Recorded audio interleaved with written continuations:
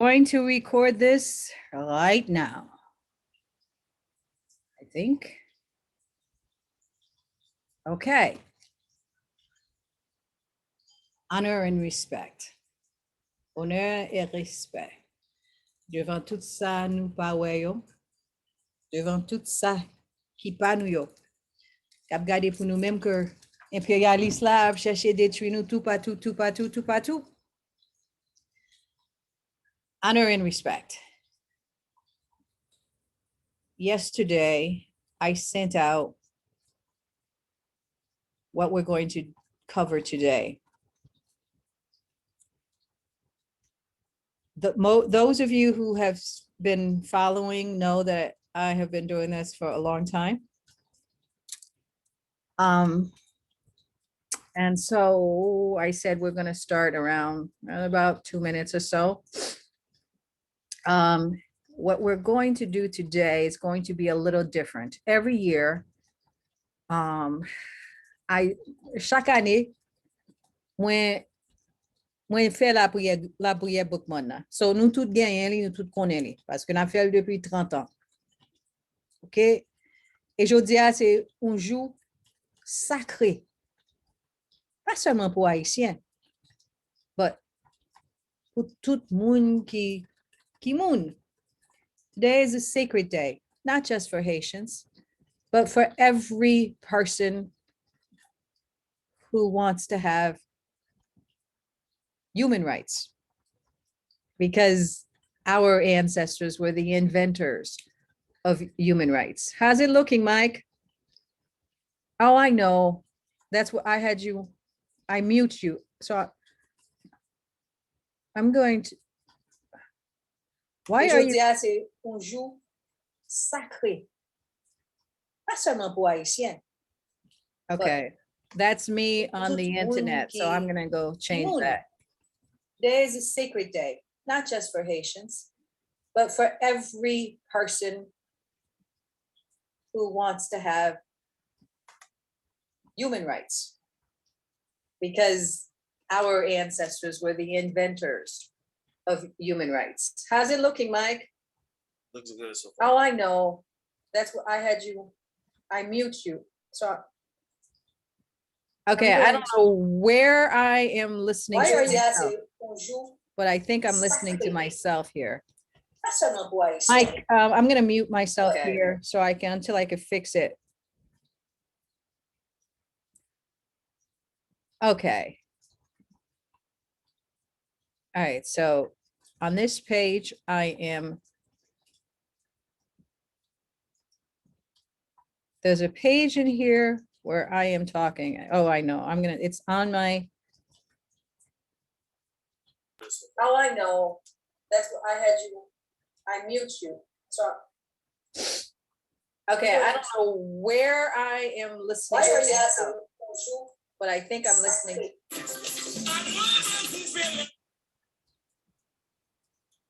Okay, people, just a few technical difficulties. I think I am only hearing me now. Mike, am I just hearing me now? Yep, so far you're good now. Okay, great. All right, people, thank you for all of you. Those who are not here, it's okay. We're going to put this on YouTube when it's over. So if you want to follow along with me, before we begin anything, we remember the Boakaima call. So let me just do it so that those of you who are new, I have a whole bunch of new Haitian Americans. Those of you who are new, Mike, could you put this on Instagram? I meant to do it. Those of you who are new, you know that we have the Boakaima call that Free Haiti is pretty much known for. It's A Mabamba, Kanga Mundele, Kanga Bafioti, Kanga Najoki, Kanga Yo. It is the template for beating white body supremacist terrorist. And it means, in the language of Mambo Inan, which is Queen Nzinga's descendants, in Haiti. It means we have to stop Mundele, the stranger. We have to stop the Black collaborators, which is Bafioti. We have to stop Najoki, which is all their evil forces. You guys have heard me say this over and over and again. And I'm saying it again now for the new folks who have never heard the template of the Haitian Revolution. Stop the Black collaborators. You all know who they are.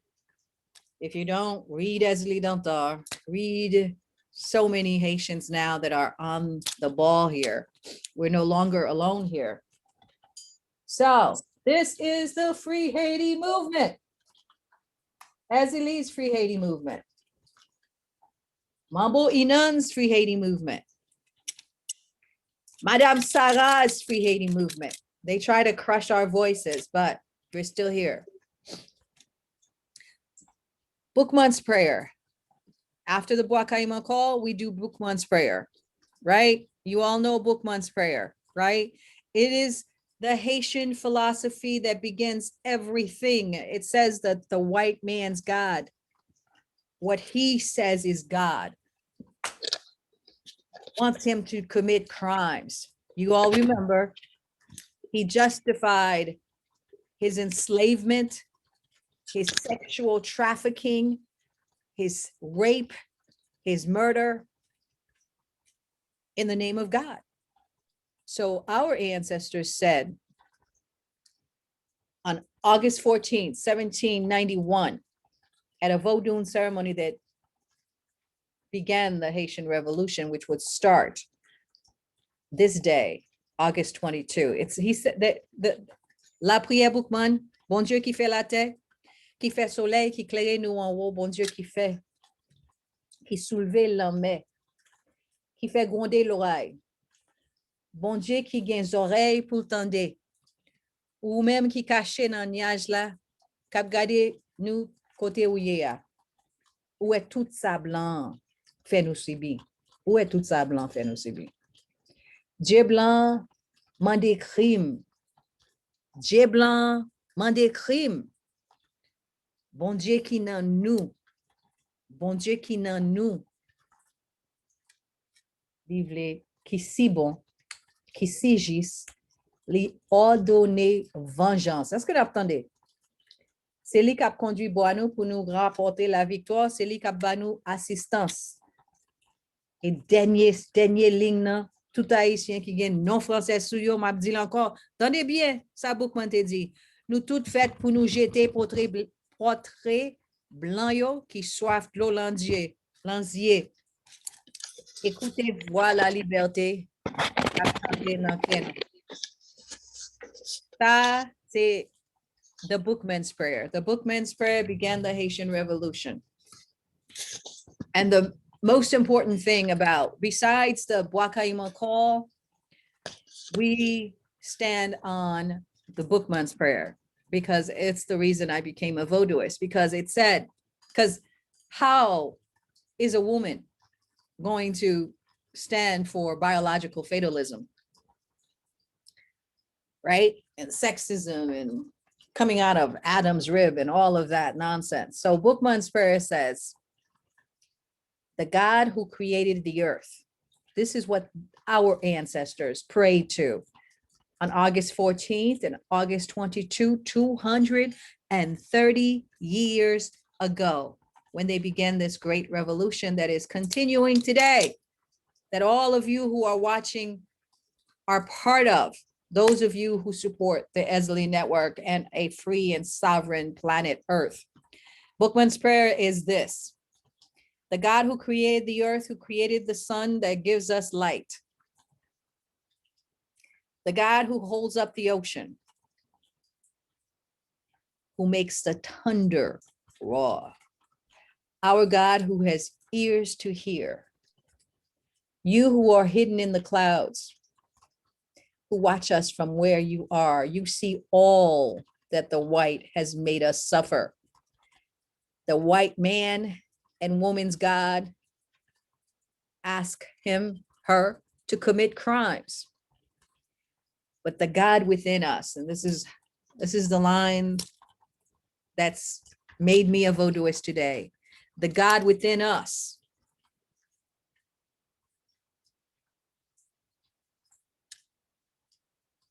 Are you guys listening?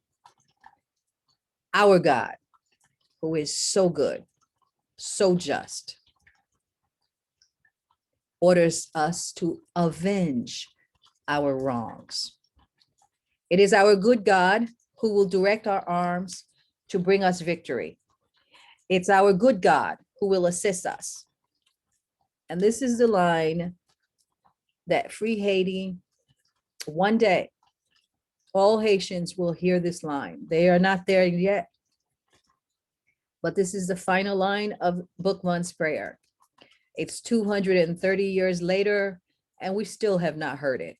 That final line says we all should throw away the image of the white man's God who is so pitiless and listen to the voice of liberty which sings within all our hearts. Dessalines said something the same. This was Bookman, Duty Bookman. He was the first leader of the Haitian Revolution. And then came many others. Toussaint, Dessalines, Capois-Lamont, Henri Christophe.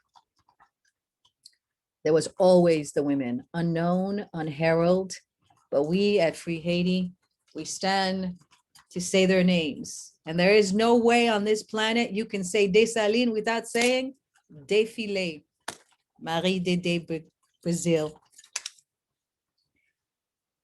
Grand Toya, Toya Montou, Grand Guiton, Marie-Jeanne, Sanit Belair. Today is their day, and we their descendants. With all the crisis that the white terror people bring us. Geoengineer earthquake, August 14th, January 10th. Assassinations of their puppet government, PH Deka, Men in Pink, and Ogu's Land. But today we stand. And I have Mike Grimes here, who last year did all of the technical work for us on the Free Haiti events that we did. And this year, I'm happy to introduce Mike as a participant because Mike went to Haiti and was there. And since we're going to talk first a little bit about the earthquake that just happened. Who else but Mike, who's our own, who just came from Haiti, who was there for actually doing the earthquake, the August 14th earthquake. Mike, are you there? Can you hear me? Yes, I can hear you. I'm here. Okay. When did you go, Mike? I touched down in IET, Port-au-Prince on August 7th. August 7th. And this was your first time? First time going to IET. Tell me how you felt when you stepped foot on IET, August 7th, just a few weeks ago, people. I immediately felt that that I kind of returned home. You know, that's how I felt. And immediately when I got off the plane and was walking through the Port-au-Prince airport, I didn't feel like I was a guest, you know, in a stranger's home. Felt like I was, to the point where while I was there, I had to convince people or the ICNs that I was not ICN. So they thought you were Haitian. Yes, which my mom's lineage, they are ICN that settled in New Orleans, Louisiana. So I had found out, you know, through doing family research and I had a couple spiritual readings from some mumbos that's where my lineage was from, which kind of confirmed when I was there. My mom's maiden name was Dejanay. Like I said, all while I was there, the locals, they just assumed that was ICN. They would just come up to me and start speaking Creole. I would have to tell them, hey, I'm from Atlanta, Georgia, and they were like, no, you're from here, and I'm like, no, I'm just visiting. I'm not from here. And they're like, no, you're ICN. Nice. So tell the people, like, why did you go? How did you get there? And what did you do when you got there? Well, first of all, give people a little bit of background. So folks, Mike is American of lineage, actually Haitian lineage. His mother, as he just told you, is originally, I guess, how far back does your mother go to Haiti? That part I'm still researching, but I do know at some point that's where they settled in New Orleans, Louisiana. Okay. Okay. Do you have your video off? Because I'm only seeing a picture. Can you guys see me? You guys see me? Now I can, but before I was just seeing the picture. Okay, everybody, this is Mike. And Mike just went to Haiti on August 7th. Mike is our right-hand guy. He's been supportive of my work for a couple of years now, years actually. And he helped us last year with the Wakaima teach-ins. And this year, Mike went for the first time to Haiti, and he sort of got caught up during the earthquake of August 14th.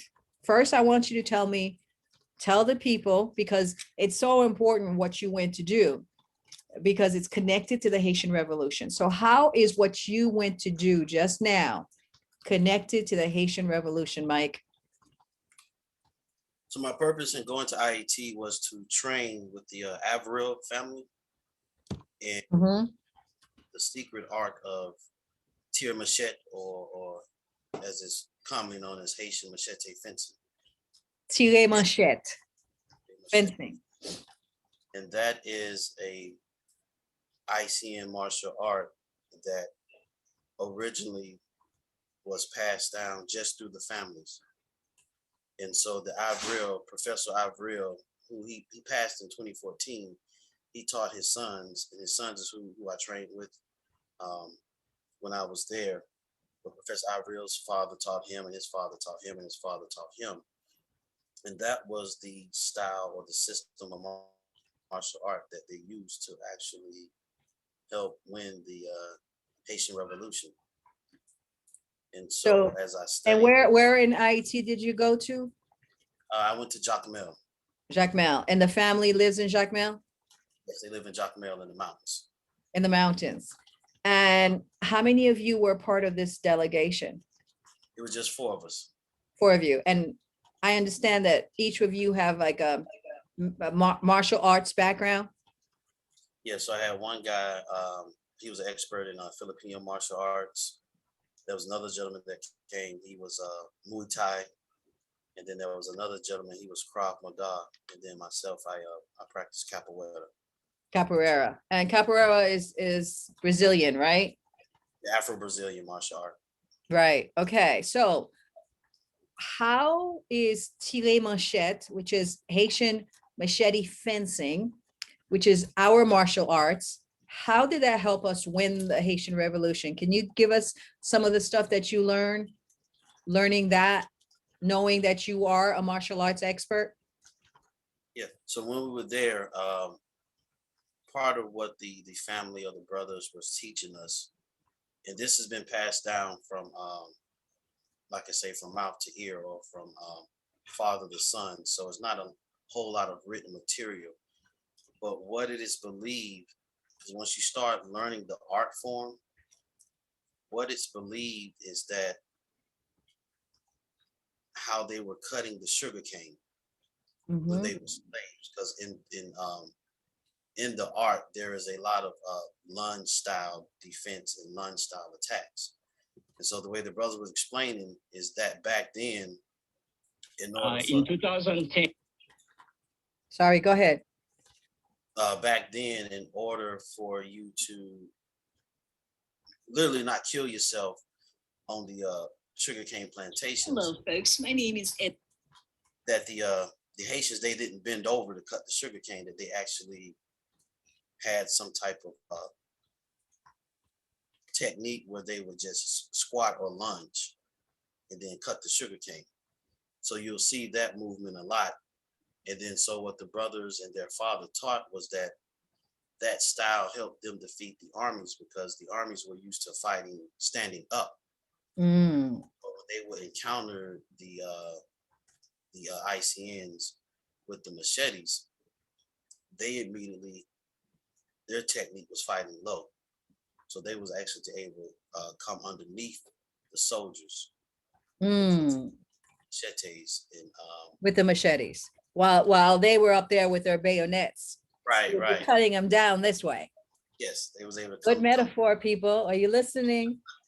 Are you listening to that metaphor? Do I have to say it again? Right? They have all this, for that time, high-tech weaponry, right? And what did we use? Low-tech weaponry. But something that was from source, something that was every day. These are the lessons of the Haitian Revolution. So whatever you have in your hand, what they had in their hands, which was a machete given to them to work them to death. Remember that in Haiti, at the time of the Haitian Revolution, there were 500,000 Black folks when the Haitian Revolution began. By the time it was finished, we had lost half of our population. So we started Haiti with 250,000 Black African people. And then you had the mulattoes that stayed and did not flee to New Orleans or to their father's lands. Yeah, so what else about the moves that were different and that helped the Haitians win the revolution, Mike? Well, one of the things that the brothers also, that their father passed down to them, which I thought was very important, is we practiced the martial art barefoot. Mm. That we were connected to the Haitian soil. That's and right. So a lot of, from what they gather, like I say, from history passed down verbally, a lot of the soldiers, they didn't have adequate footwear. So a lot of the fighting that they did, they fought barefoot. That's right. What's the significance of that? Well, from learning from you, that there's so much healing and so much energy in the icy and dirt. And one of the things that I noticed, because we train for 5 hours a day. Okay. One thing that I noticed, which you often have said in numerous of your teachings, we did not start any training. No one lifted up any machete until we gave reverence to the ancestors. That was the first thing, number one. So there was a voodoo ceremony.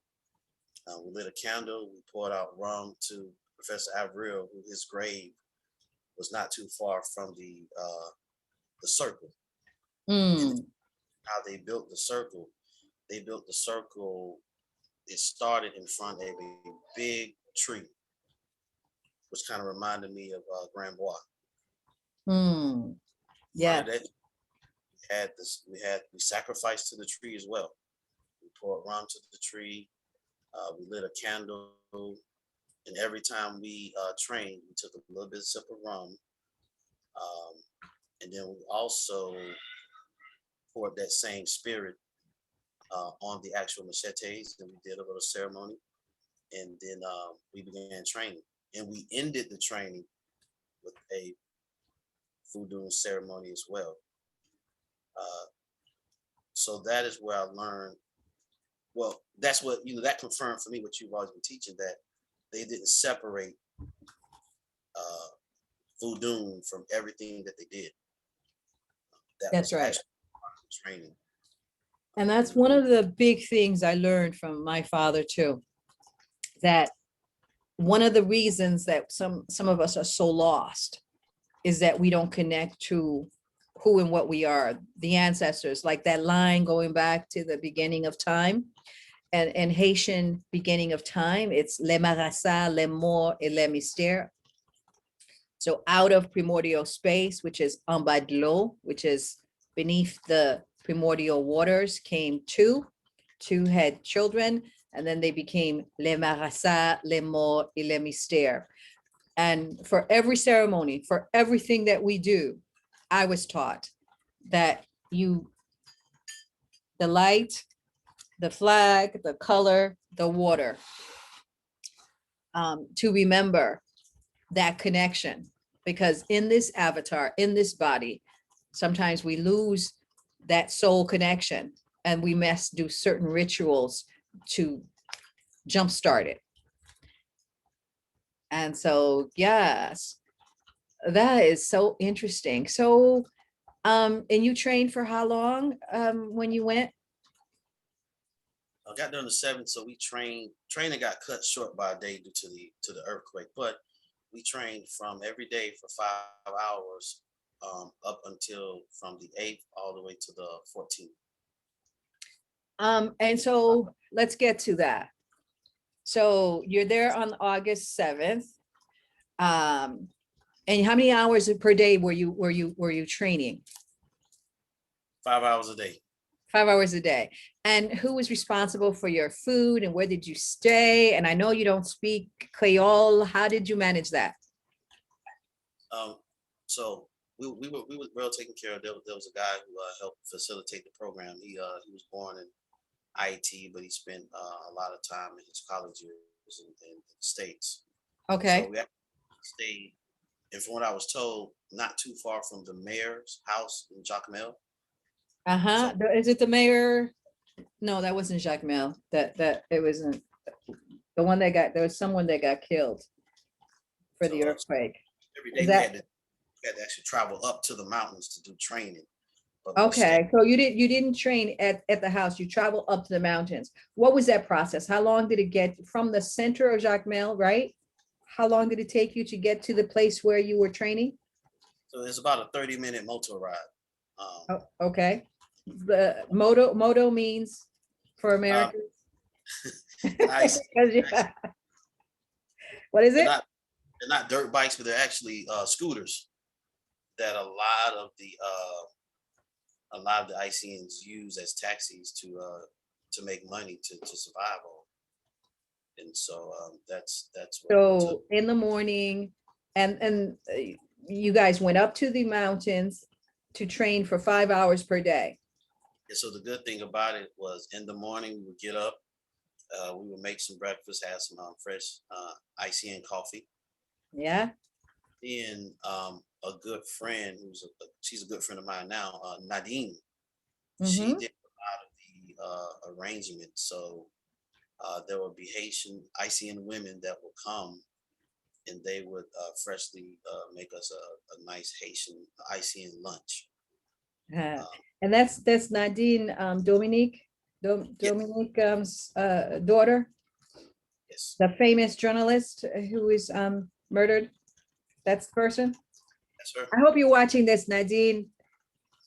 We have to reconnect. We have to reconnect. I'm glad you met Mike. All right. So now you train for 5 days, We trained for 7 days, 5 hours a day. 5 hours a day. And how do you feel now compared to so you're a capoeira expert. What do you think you know now about Haitian machete, tigre machete? Okay. I will say that first day, it was, yeah, we were tired. Really? And capoeira, it's high energy as well, but the today machete training, it is intense. And the amazing thing that I had so much respect for the brothers and just ICNs. They had already went to work for the day. Oh, So, yeah, we didn't start training till around 3 or 4, and we would go to sunset for 5 hours. So they had already been either working as motor drivers or working in the fields. And, hmm. 4 brothers that trained us. What, Usually, wait, what time did they, so what time did you start? You we said that started. they had already worked for the Yeah, day. they already worked for the day, eating the Wow. or whatever they did to make a living. Uh-huh. And you're coming up, fresh, relaxing from breakfast and lunch. Uh-huh. Um, yeah, so I, I thought I was in shape, but that just showed me how hard that the ICNs are or have been used to working.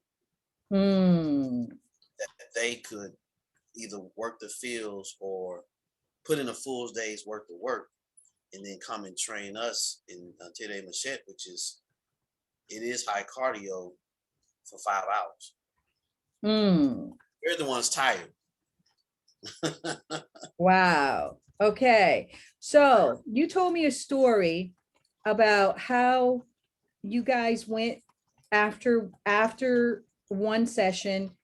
You guys went to the, I guess, the beach or the water to get some fish, and then on your way back, what happened?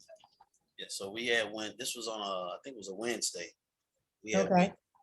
It was about a 30 to 40 minute motor ride from where we were. I can't remember the beach name that we were, but we went there and we ate. We got some fresh caught local fish. They prepared it, ICN style. We had fresh fried fruit bread. Nah. So I know I'm definitely biased because I cooked myself some Haitian food. But do you agree now? We got the best food in the Caribbean. Yeah, I agree. I agree. You guys.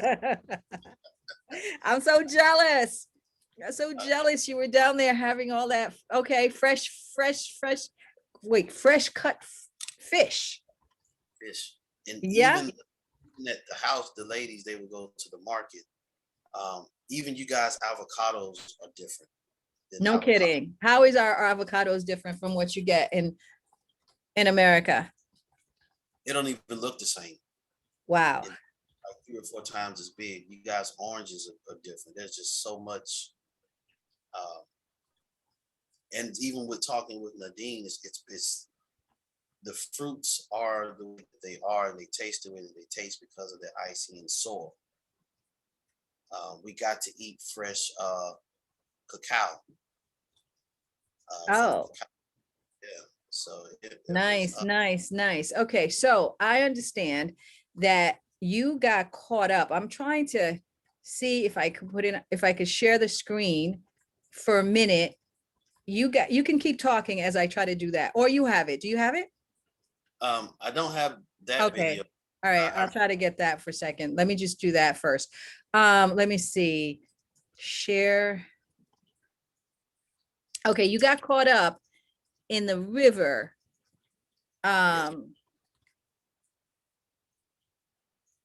Okay, so people, you remember, I think I shared this on my I shared this on my, is that the river? Mike, is it here? Or do I have the wrong one? That looked like that was it. Yeah, where Jacques Mel, right? Um, If it's not, that's not the word spot that's- out yet. okay. Yes. Okay, let me see if I can get it. But anyways, tell the story. Yeah, so we was at the beach eating fish, and then all of a sudden it just started pouring down rain. And so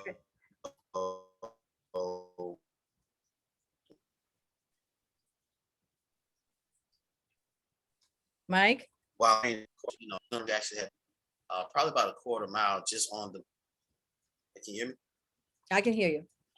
You just So froze for a minute. So we had to walk.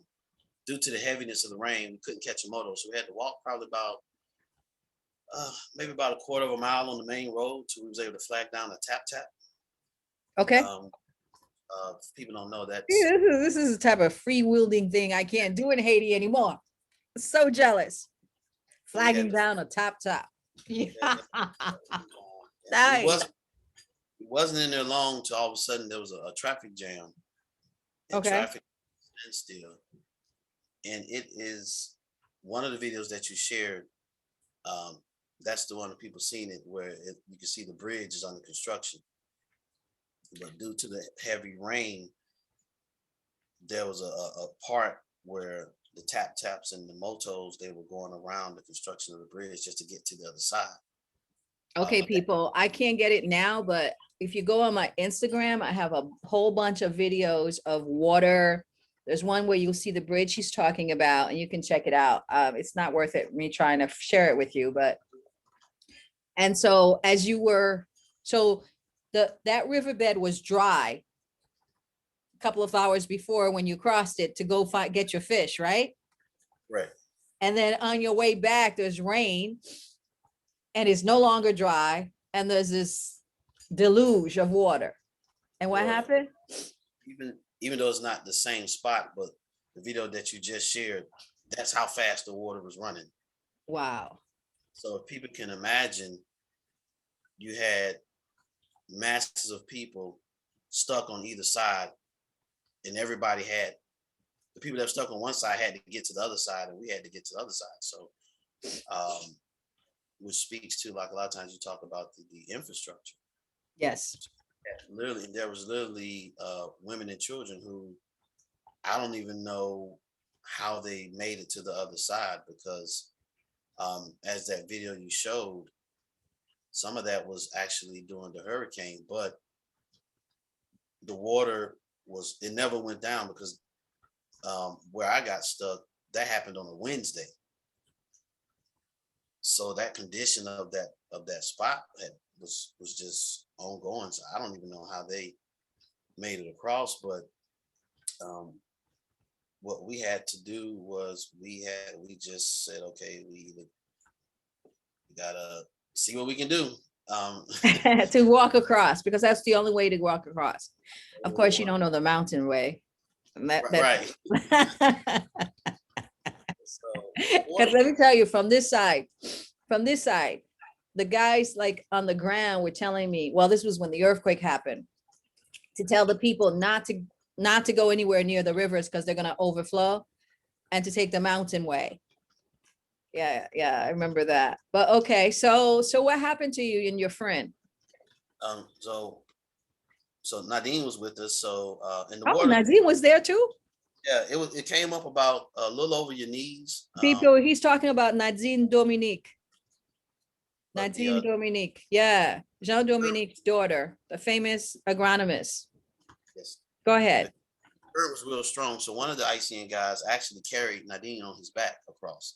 Wow. So the rest of us, we had to wade across, and I was the last one on the way across. But as I was going across, one of the young Haitian guys, he was trying to cross, so he grabbed my hand. And he was real thin, so me and him was going across, and somehow he lost his footing. So he fell down, and the current started to take him over. But I wasn't going to let him go, so I was trying to fight to pull him up. But the current was so strong that as it was dragging him along, and I'm trying to keep him from going under, it pulled me down. Hello, folks.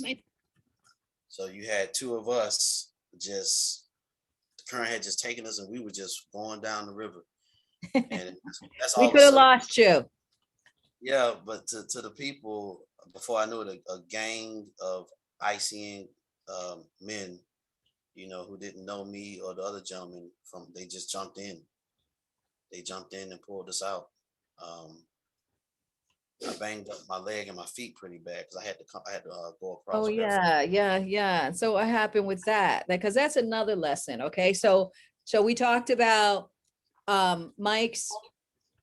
I mean, so many Haitians do not even care about their own culture. And here you have a literal African American who actually goes into Haiti in a time where the colonial narrative is saying there's been an assassination July 7th, 2021 of the assassin Jovenel got assassinated by his own people. But Mike actually went August 7th in that time span where we have all of this colonial narrative going on about gangs, about assassination and drug dealers and Colombians and all kinds of ridiculous stories that Jacqueline Charles tells her audience. Why did you feel comfortable enough to go and have that experience, Mike? For me, to be honest with you, I trusted in the ancestors, and I knew that one of the ways that Professor Avril's family, because he had 11 children, and so they got grandchildren, one of their means of surviving was through them teaching the tire machete martial art. Uh-huh. Because of the past 3 years, 1 year due to COVID, I couldn't go. And then I think the other 2 years, there was a lot of political unrest that they just did, they thought it was just too unsafe, to bring us in to train. So you can imagine they had been at least 3 to 4 years without having someone come to train with them. The Really? training, yeah, the training is 2,000. Okay. Most, And was it worth that for you? yeah, because about 95% of that 2,000 goes to the Avril family. Okay. Okay. Nice, nice. I'm so proud of you. I Four of us. mean, you're the type of folk that's part of the Èzili network that just makes me so proud. It makes me feel that all that work has not gone in vain. I mean, I hear you saying, you taught me this and you taught me this.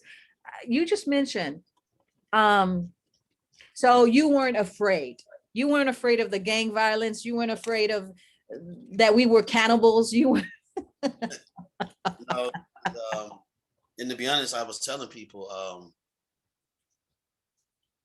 10% of me going there was for the training. 90% was going there to help the family. nice, So, I mean, nice.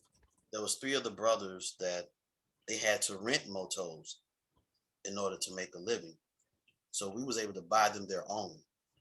Nice. Good for you. Good for you. One of the sisters, she wanted to start a program to help distribute used clothes to ICNs in need. So we was able to give some of that money for her to jumpstart her program. And then the rest of it, we had about 3,000 left out of the 8,000 pot. We just And that was 4 of you. 4 of us. We just And gave all of you were martial art background. Yes. And so one thing that I learned from you as well was, and this speaks to the Ivrils and just ICNs in general, they were going to use that money to not just help their family, but the surrounding community. Mm-hmm. And I'm glad that and I'll be honest with you, there were some ICN Americans that's like, man, don't go, don't go, man. It's not worth it. The assassination, yada, yada, yada. And I was like, I said, the ancestors, they got me because I'm going for a good cause. Mm-hmm. And I'm glad we went because we gifted them the rest of that money Friday. Woke up to the hurricane on Saturday.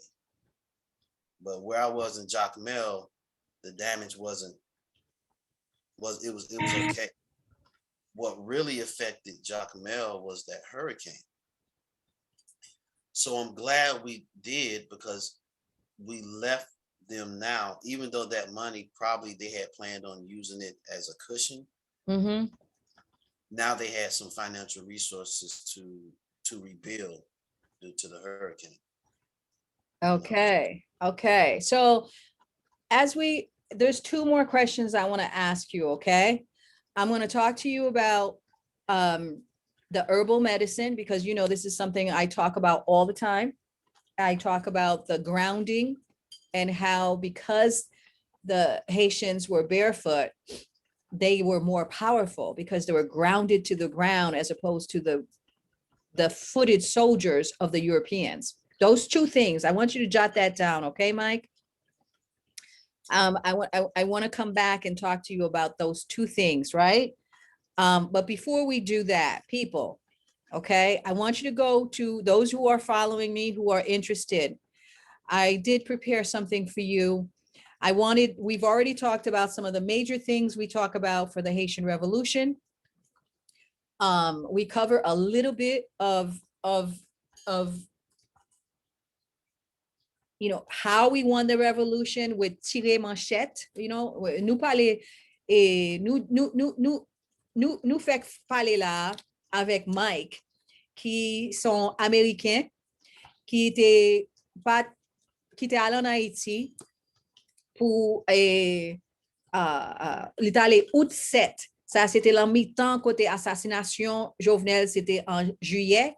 Là que tout Américain, tout journaliste a dit que gagne gang en Haïti, gagne violence en Haïti, gagne assassination en Haïti, et même ouais, un Américain. OK? Pas même Haïtien, parce que Haïtien, gagne de fois, ils n'ont pas même pensé de ça, ils gagne la main. Mais Américain, ça, cap travaille avec depuis longtemps. I don't know how to say this. He's an expert martial artist and capoeira. So, li étudier et qui j'en pour goumet et martial art, ok? Et li te ouais que Haïtien gen une forme de martial art qui est les tirer manchette. So, li est allé dans Jacmel, août 7, li retourné après tremblement de terre là. Même t'as demandé qui gens que li ouais bagay yo, qui ça que t'est passé li. Et li t'a dit moi qui gens que yo fait 5 heures de temps chaque jour. Il a apprendre monsieur famille qui allait juste dans le temps de révolution 1791. Yo te apprendre tirer manchette.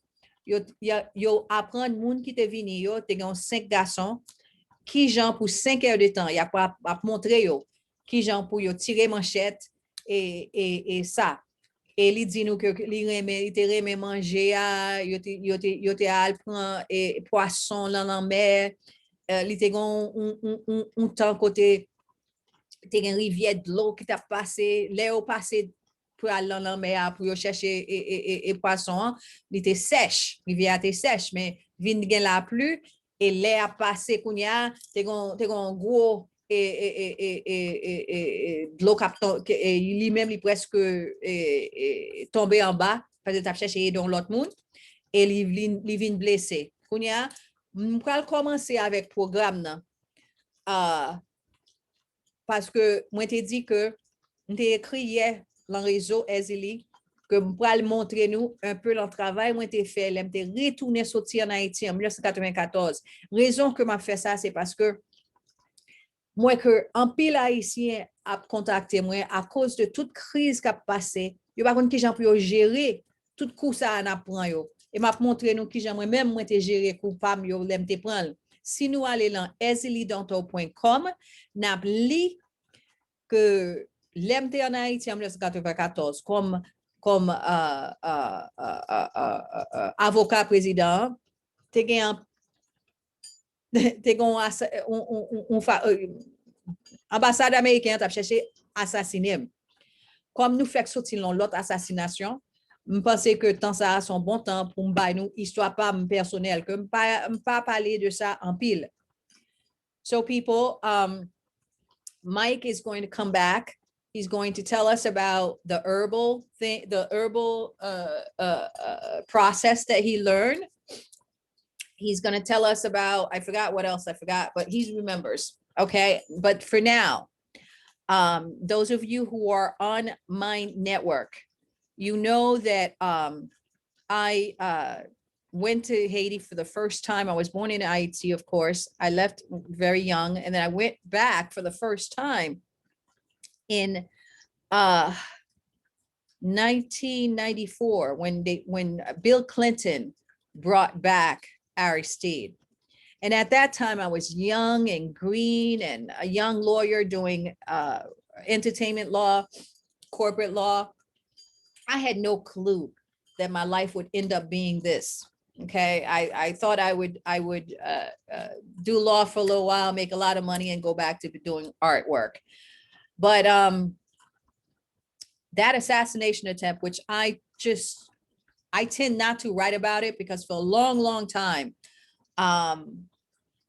people I spoke to say, not to say it. But I've been here for 30 years. It is what it is. I think that if I don't tell my story, who will tell it?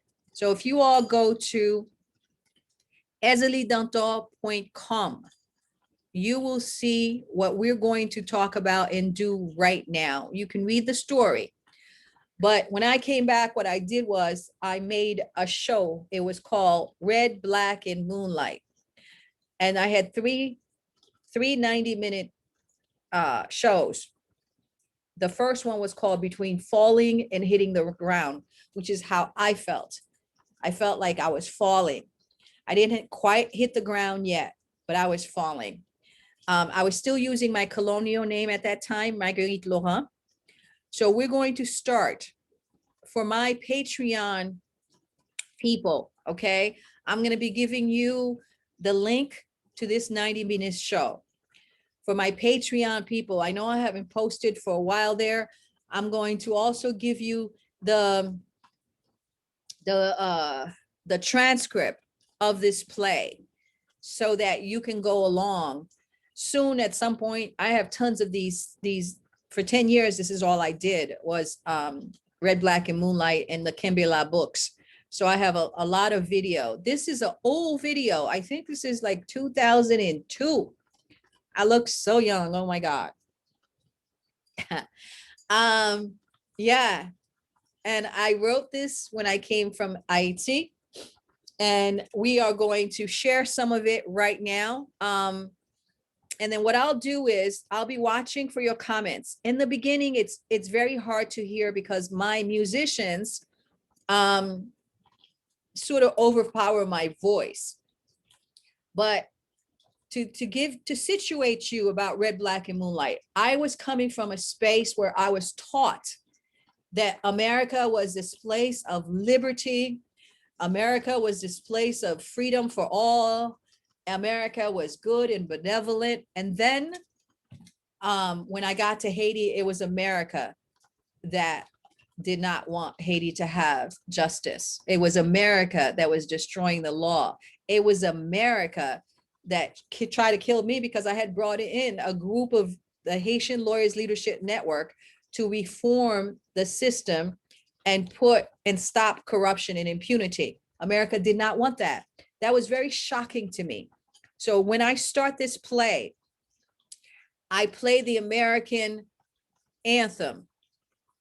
And I say that, like, I felt like I was losing my mind. And that's what you see. So let's watch a little bit of that while I look for those of you. Okay, so let's see if I can do this. Mike, you still with me? That's okay. I'm still here. Okay. So let's share the screen, people. This is Red, Black, and Moonlight. I may not do the whole thing. So here we go. All right. I performed this, I think, a year or two after the first assassination attempt when I came back from Haiti.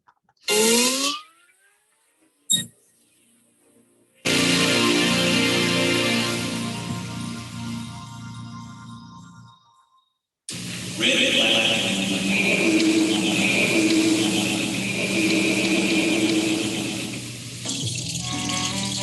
between falling and hitting the ground.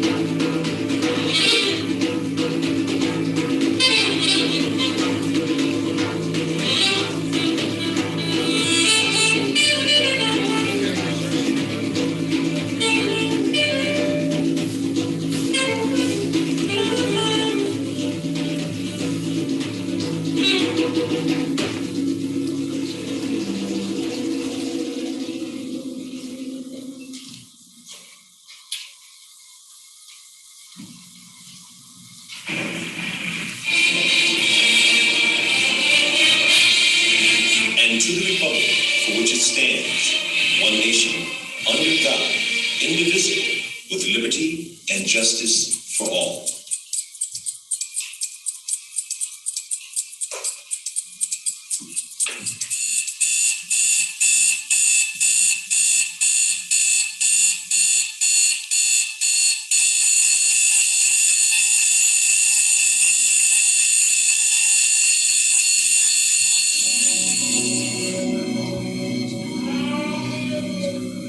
Africa's soul piling up, capsized.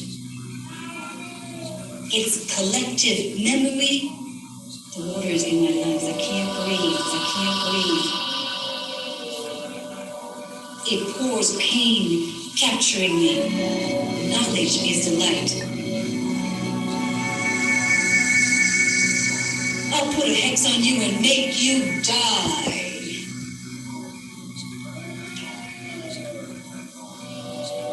Transported beyond myself. Reaching for black.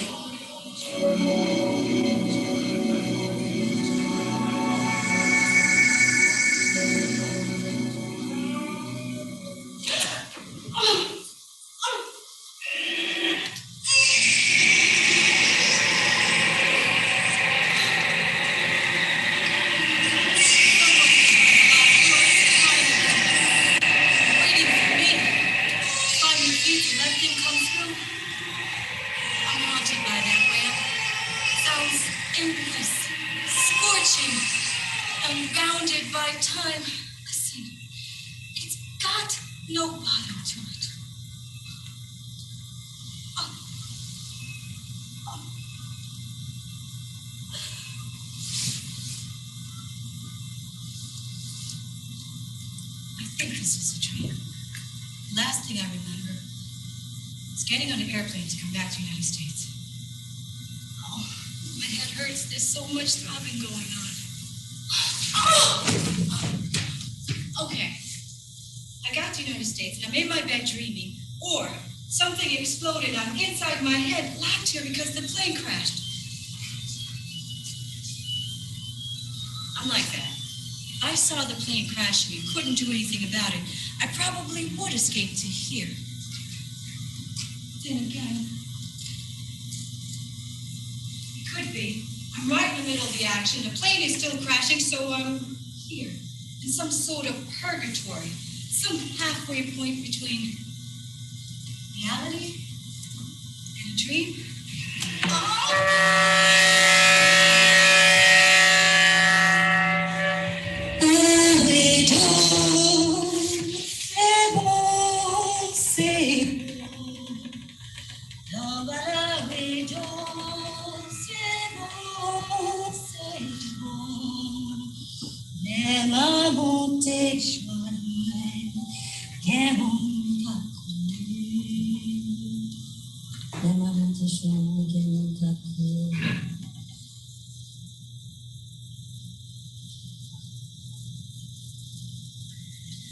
Yeah.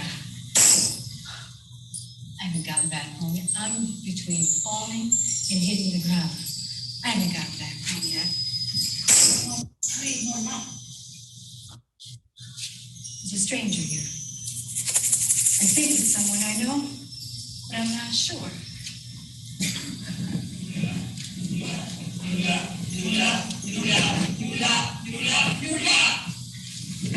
See, I told you, there's a stranger here. I think it's someone I know, but I can't prove it. That's why I think it must be me. Something's wrong with me. I've been wondering. I mean, what if I'm losing my mind? I'd be the last to know, wouldn't I? It's bad, baby. What time is it? It's time to create a different history. Okay. I'm in my room. The last thing I remember is I was trying to think. I was trying to think. Then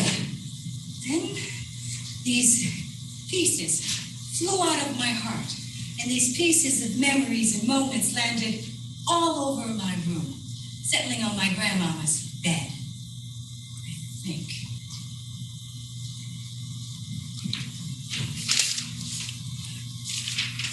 Imagine how you feel if the patience and tolerance of the Radha-nations and the Vodou woman were torn out of you.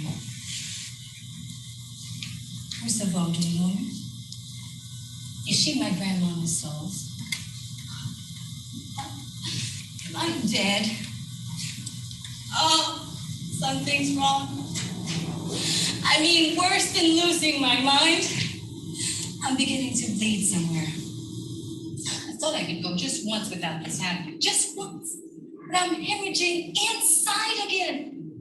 I'm hemorrhaging inside again. Are you all right, honey? Are you hurt? 1 and 1 is 2. We're not. Are you all right, honey? Are you hurt? Own your own future. Are there any survivors? Are you all right, honey?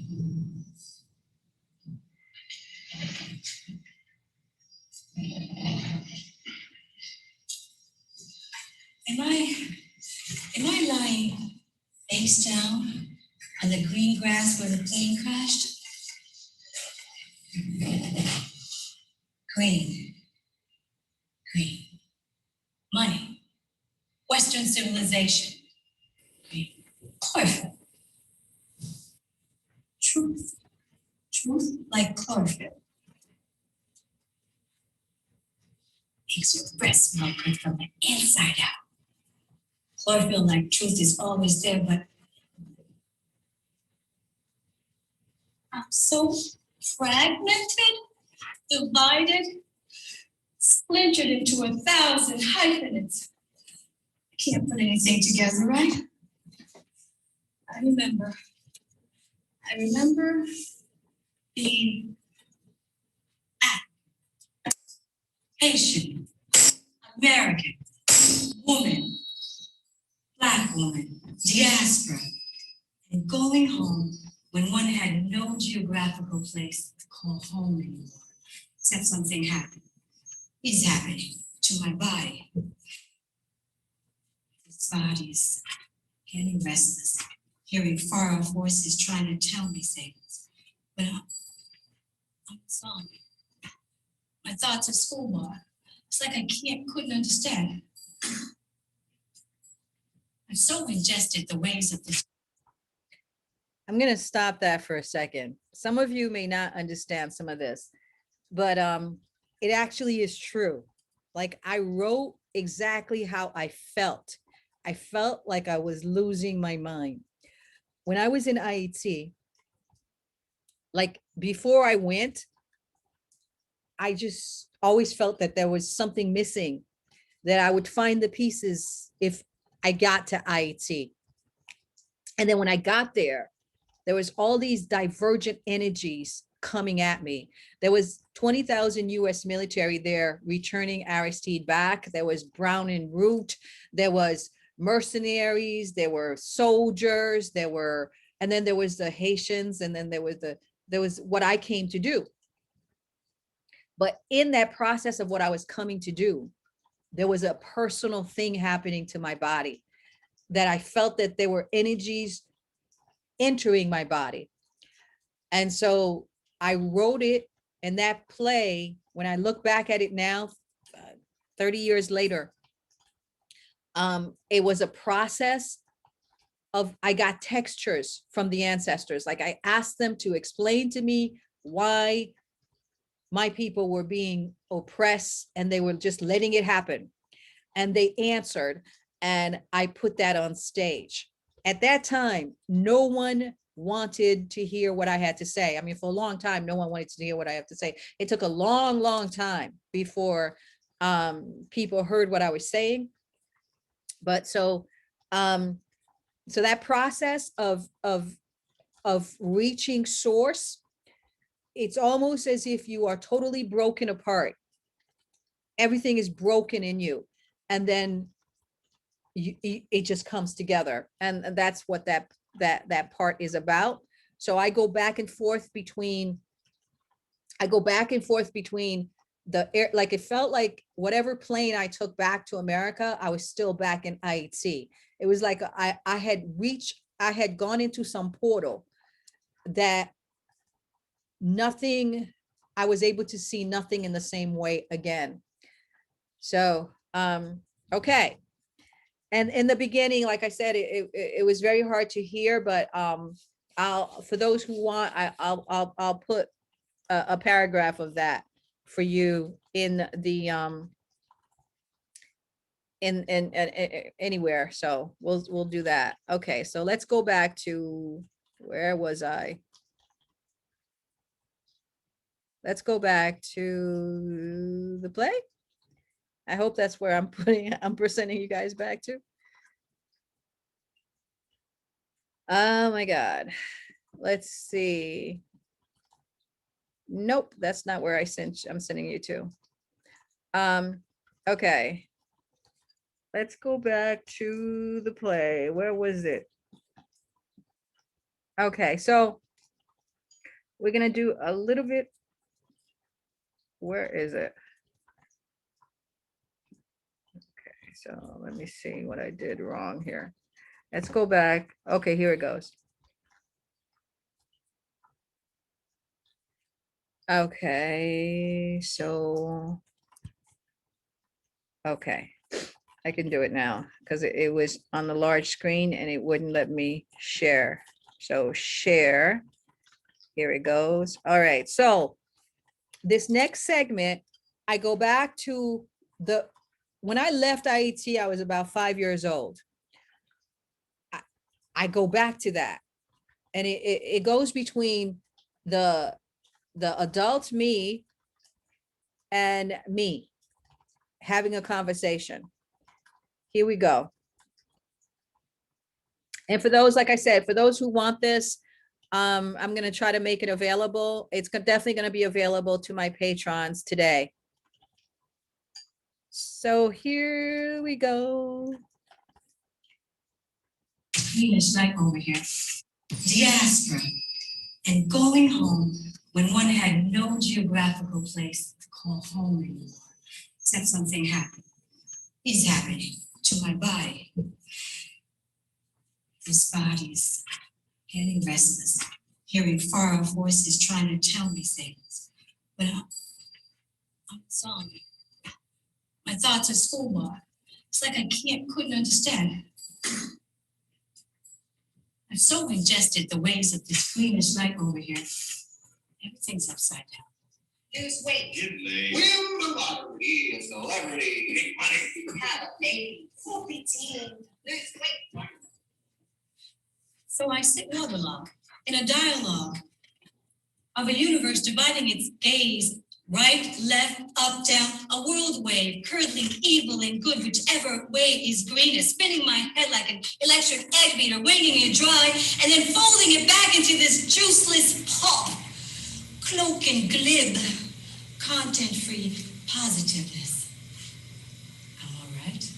I'm okay. Got in touch with my inner child long ago. It's the violence in the movies. Video games and rap music. It's the no praise in the school. I'm fine. I took my vitamins today. Yeah, I'm went to the gym, did Pilates, power yoga, meditated, get 45 minutes on the elliptical. Yeah. Even did my breathing exercises when people got on my nerves. I'm fine!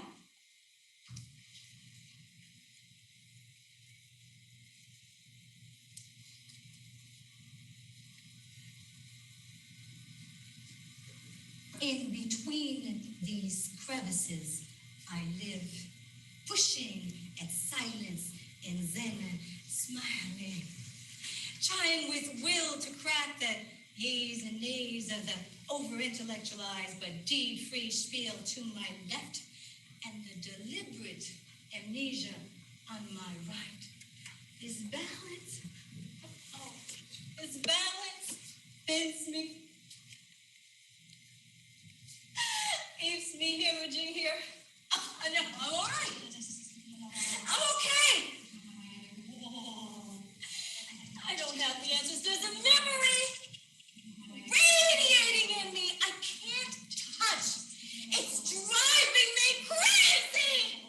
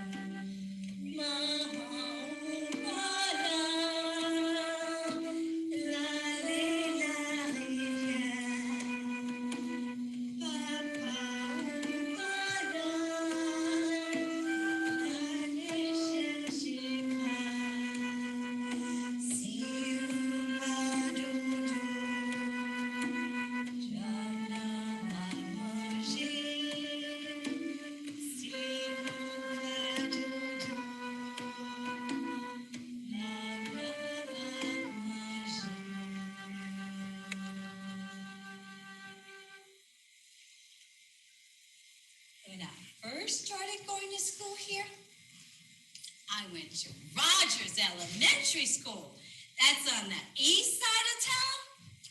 And you know, English is my second language. So when I first came, the first couple of months, I didn't really understand some things. But I was always kind of a thinking person. And people took that to mean I didn't like them or something. Because I was always sort of inside my head. If you guys have ever been to the playground at Rogers School, that's where I was, with not one sister in sight. I'm the type of person that could be doing one thing, but 2, 3, 4, 5 things are going on in my head. When school's out, I got places to go inside my head.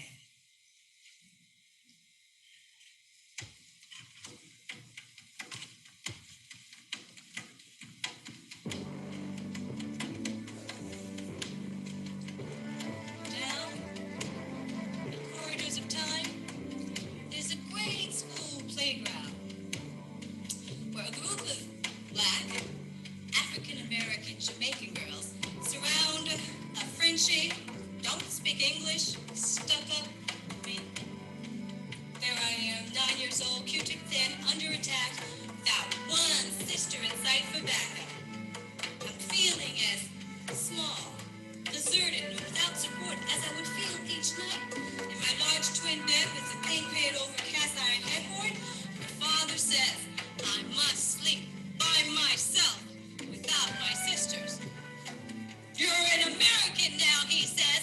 American children do not sleep two to a bed. Oui, Papa. Oui, Papa.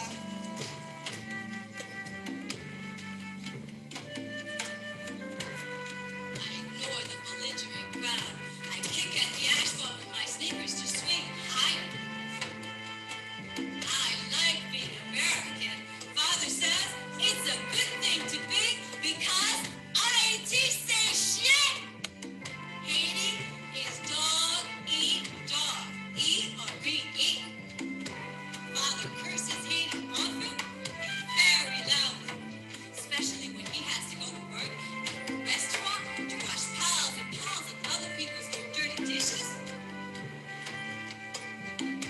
Or to the white people's hospital, where he's a night guard, and the nurses all ignore him and give him a wide berth. Or worse, whisper on about him in an English that's incomprehensible to him.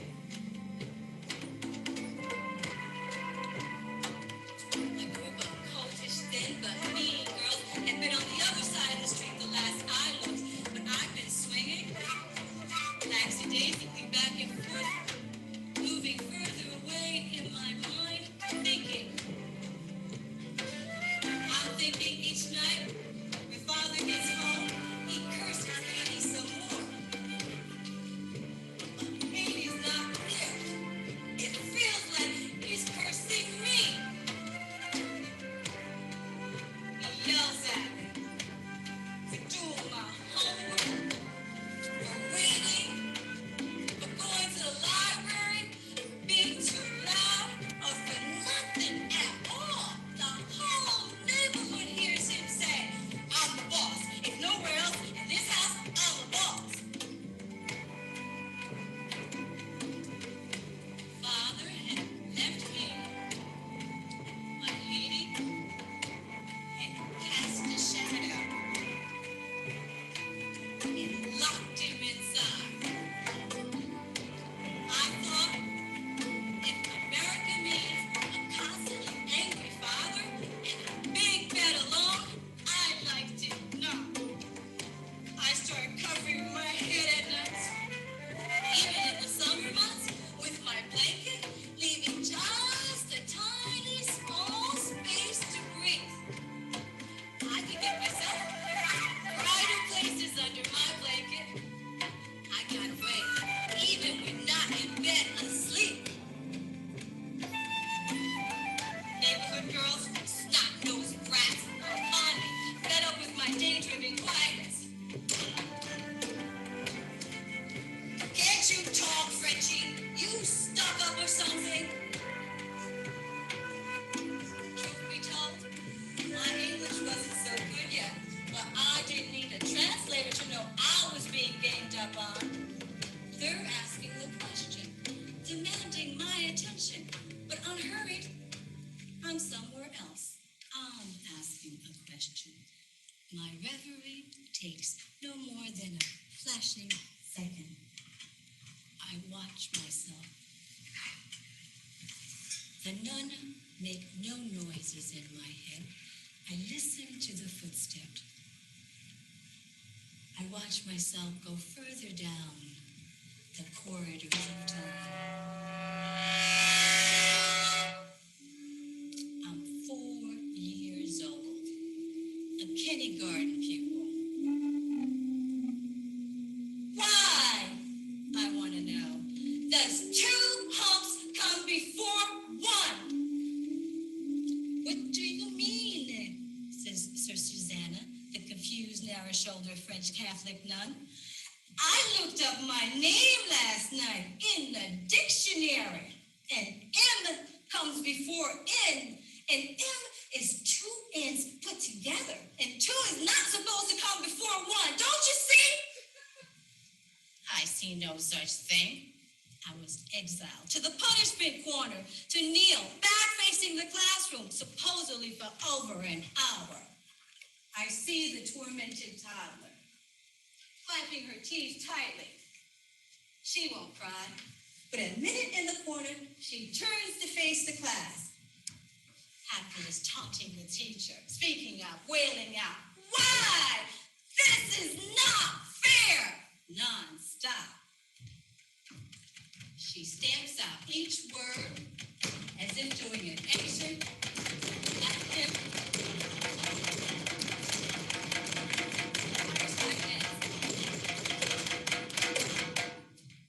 The hairy daddy can't stand it. Let's her rejoin the class.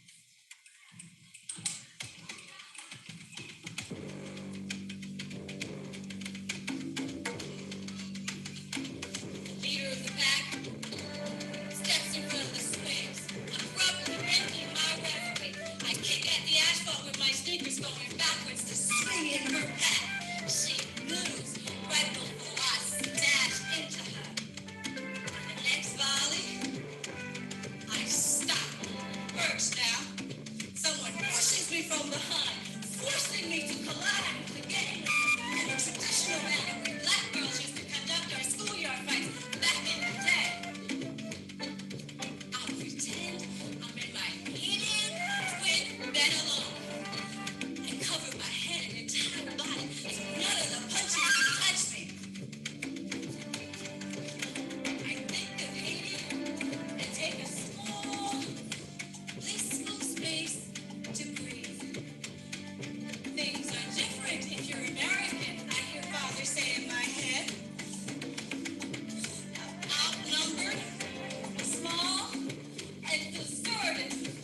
I don't like this difference. It feels like when the nun said I was bad, we're asking her why. I want to be bad in America and be thrown out of worse. Get a beating from my father for fighting the way he had punished me in Haiti, being bad to the nun. I gotta get out of this.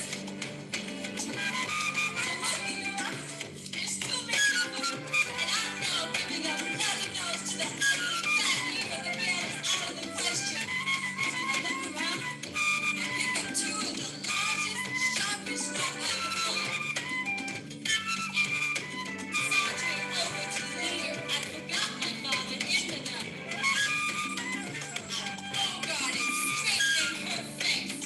That's when that regular, "Oh, well, keep your butt after school posse heard." You guys really don't know this, but I'm not really American. I'm Haitian! And if y'all don't get on out of my face fast, I'll not only bury you with these rocks, I'll put a hex on you and make you die!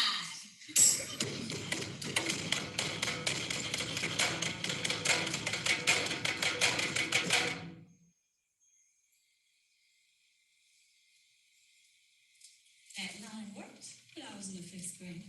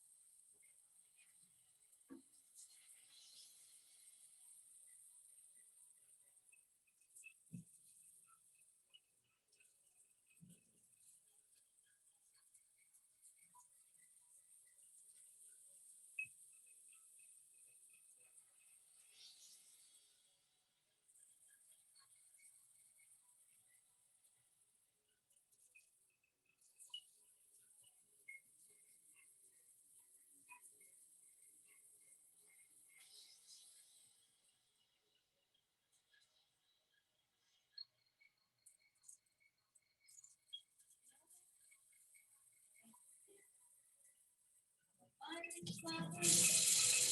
lips of a sharp, still blade. See how folks all play. Retrace the ancient past. It's backwards to the law of the mother. The path serve who brings us insight. Where? I don't see her. Do you see her?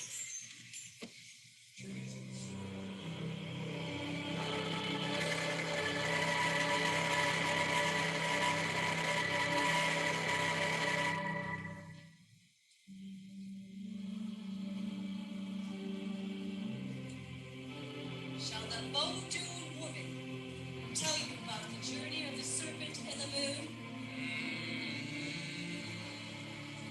But if time and space drifts out of the darkness to give you God, if I reply, will you roll your wrath past fear and foe to yield and flow? Will you expand and extend?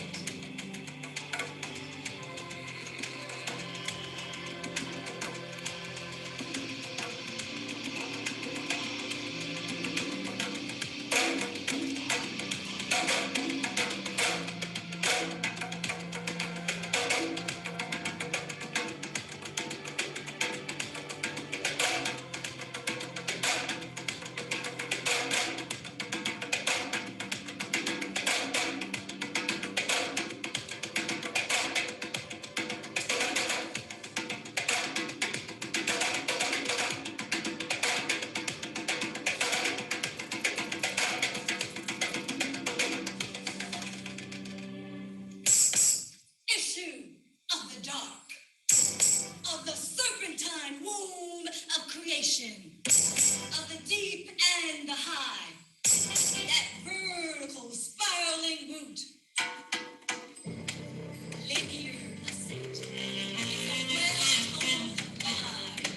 You are molded and here to mold. Your center aligns to the rhythm of the body. Mathematical, which tricks you. See a crescent, a half moon, a point of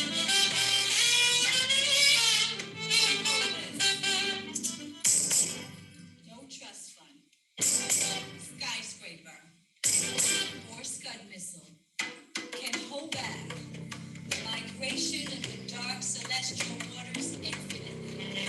And exorbitant, it creates its own, rises and falls. The physical, social, are destined to disintegrate at levels, degrees, intervals. Artificial creeds, like artificial lights, are meaningless in truth. The seeds of decay are within you and within your creeds.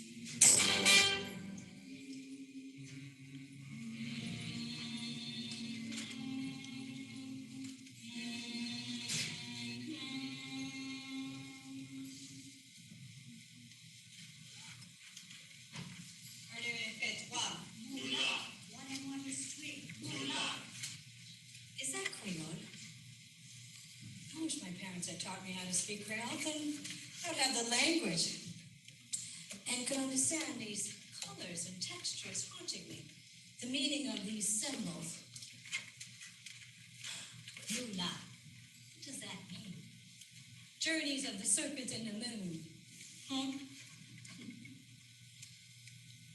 But someone is here. She's near. I feel her. One and one is true. That's a parable. My father told me his parents used to speak in parables like that.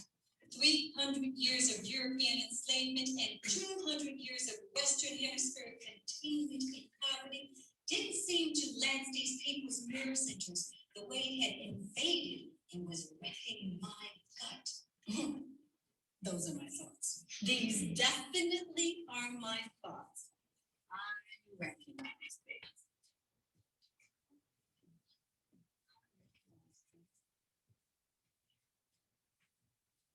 No, I don't know where the outdoor is.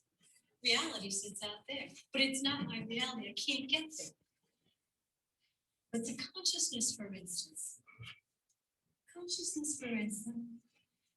that I've got to change. There's a psychic heritage that I have to reach that will change me. That we've got to change our very DNA before we can change things on the outside. That consciousness, it's a memory I can touch. It's wholly visual to me. Look, it appears out of the thin blue, dragging me with it. But I can't bring it out where reality sits. No love, no love. Huh. I guess I'm gonna break my mind. No love, no love. Of course I've tried meditation. Read all the books. From New Age to the Tao Te Ching, rebirth, Rolfing, the Quran. In this super fast world of 1,000 choices, I've tried them all. But my memories look like this. They're scars within me, tracks of tears I can't wipe away. They won't dissolve. They clamber to the surface, full of blood and guts.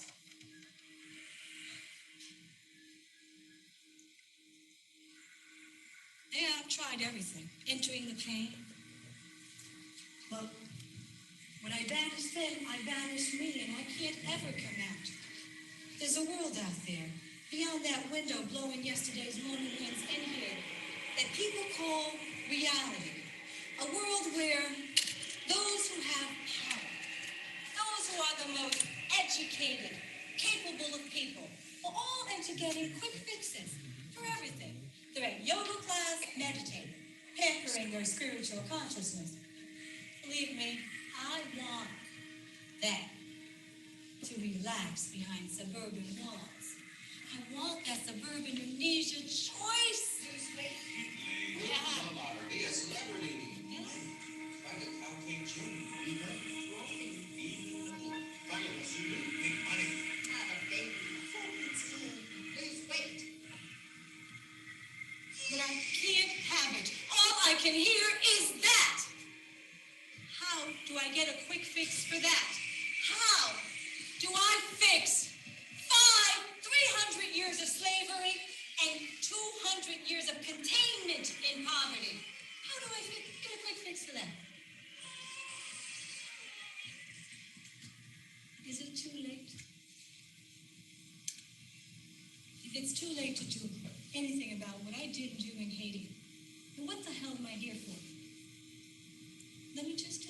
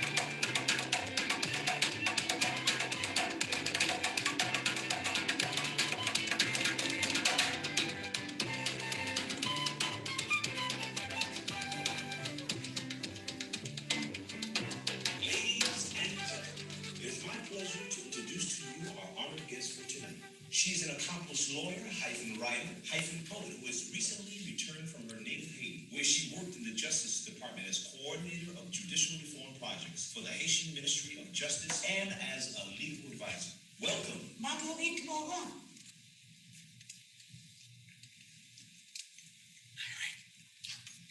Sorry I'm late. Hello. Hi. Thanks for coming. I wrote a lot when I came back from Haiti. I actually thought we were going to have a stage here. Just a poor player who's stressed and frets her hours on the stage. Thanks so much for coming. I was born in Haiti, but raised right here in this northeastern shoreline town. Went to all the public schools here. Became a lawyer, and then had the honor to go back to Haiti representing the first democratically elected Haitian president. My parents were. That video lens is not recording, is it? And keep a low profile now. Is it off? Thank you. Both my parents were raised in this real rural village called Jamais Vu, never seen. And they bathed, drinked, and drenched themselves in the communal waters of a watering hole called Glo Candiche.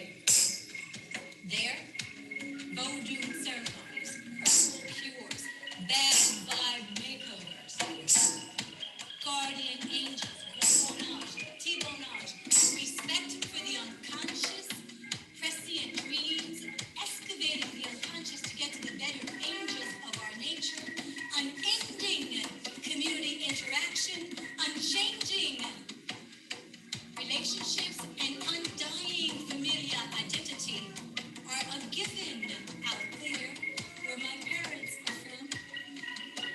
But I live here, within the inside of being African, American, Haitian, diaspora, woman, and going home in one has no geographical place to call home anymore. Because when I got to Haiti, I was diaspora. And the diaspora poking its nose into Haiti's business wasn't wanted now that Aristide was home and didn't need us to push the U.S. government about getting him back into office. So, I'm a hyphenation, jumping into nothingness. A homeless cyberspace message with no destination. I found no mirrors of blacks as competent and productive in Haiti. None, except perhaps for Jean-Bertrand Aristide, which the United States still tries to discredit with monotonous regularity. But other than him, the only other real image of Haitians as productive and competent was from long ago, when the African warriors in Haiti got rid of slavery in combat with the Europeans. Down there now, Haitian women like me, our sell-by dates seem to have expired back in the 1800s. People down there thought I was some big man's piece on the side. Otherwise, how would I ever get such a position? I mean, what do you do when you go to market and find out you're the one on sale? So much here.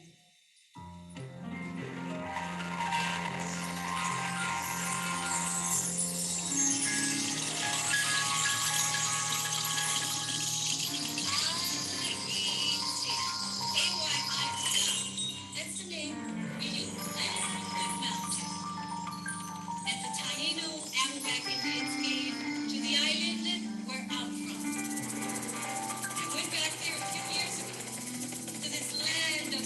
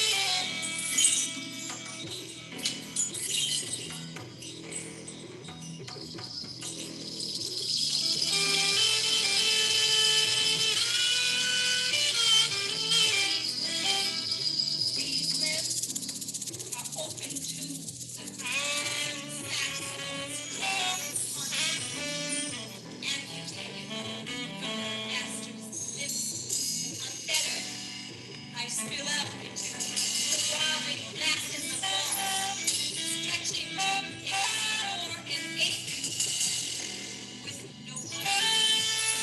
It's as impossible as trying to lose the hurricane out of the rain and Haiti. It's Coltrane and David, heart and soul, chaos and disorder jamming together. It's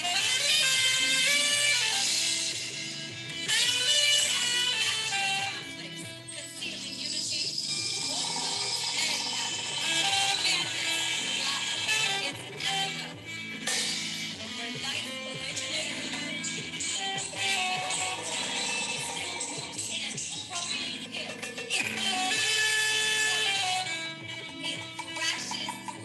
It's rage denied, it's sweltering, sweating, blistering, wet, and as primordial space. It's Africans in the countryside, seeking natural resources. Africans in the cities, selling bodies to eat. It's domestics, smiling, smiling, smiling. Submerged. Market women overloaded. Dry bushes, overgrown weeds, sloshing mangroves floating to nowhere. It's shanty towns. And $1 billion houses, cocooned behind dead gates, rifle heat, and tropical flowers, toxic plants, and long hours, and working people stop. Vesta vets, hungry children, unattended, abused and exploited, forced in an alpha state of mind early on to survive. It's reactive. So much like here. It's Rose, where eternity has not been seen for the longest time. It's life, clad forever in the flesh and blood of chaos. Chaos. The fabric of eternity. The womb of madness, ordered by bliss. People walking up, down, crossing divides like me. Seeing morning like yours. There's no traffic to keep rhythm. No pavement. The dust of violence. 10 million feet. Aiming at the earth while we walking on in the looking for new heaven and new earth. The first heaven disappeared. The trauma,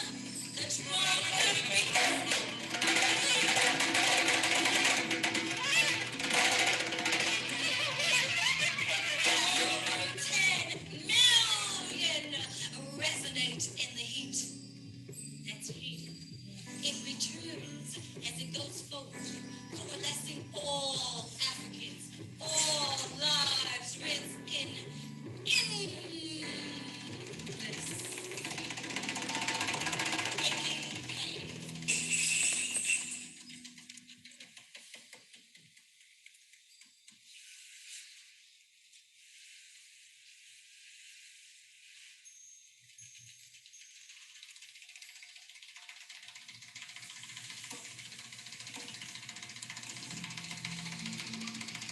But I knew there were Haitians who wanted to bring Haiti out of its desperate poverty and U.S. dependency.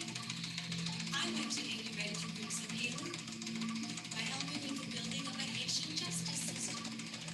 Haitian Americans like me went.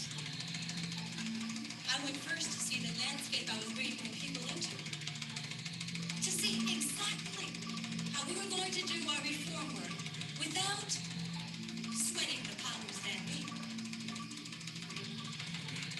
But when I got there, I found I had a conflict of interest, and that U.S. monies would be withheld from Haiti if I stayed, so I was forced to come home.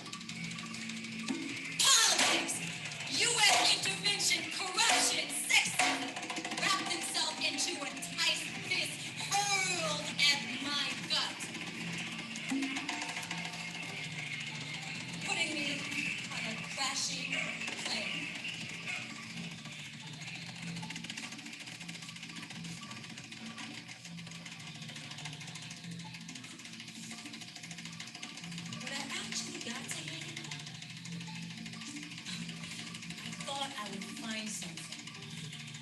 something that would remind me of my spiritual center,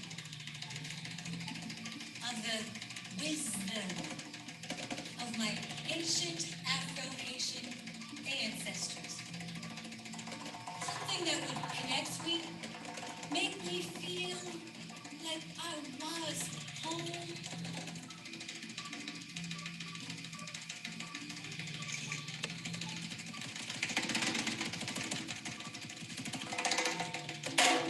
I really went to Haiti, not just because of an invitation by the president, but to find the living temples made out of the heart and sinews of Africa's soul. But people down there, both the international community and the Haitians, kept pointing me to the desecration everywhere, not the sacredness. The Haiti I found was in longing, yearning, and perennial loss. A land of mountains after mountains, where more blacks live than the entire Caribbean. More blacks chopped down and suffering in sacrifice, pain in poverty, than since slavery. 10 million suffocating alive as if in a coffin, floating on the sea. So I fell inside black pain, white madness, and political corruption. I couldn't breathe. Before in the U.S., I had achieved, well, somewhat survived the game in a U.S. world that was both gender and race retarded. But in Haiti, I was in that mountain itself.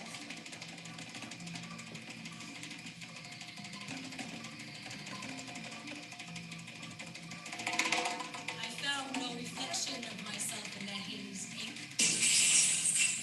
I knew there were nations who wanted to recreate a desperate poverty and U.S. dependency. Como pirai sempre beijão de Haiti. I knew there were Haitians who wanted to move Haiti out of this desperate poverty with its diplomacy. I knew.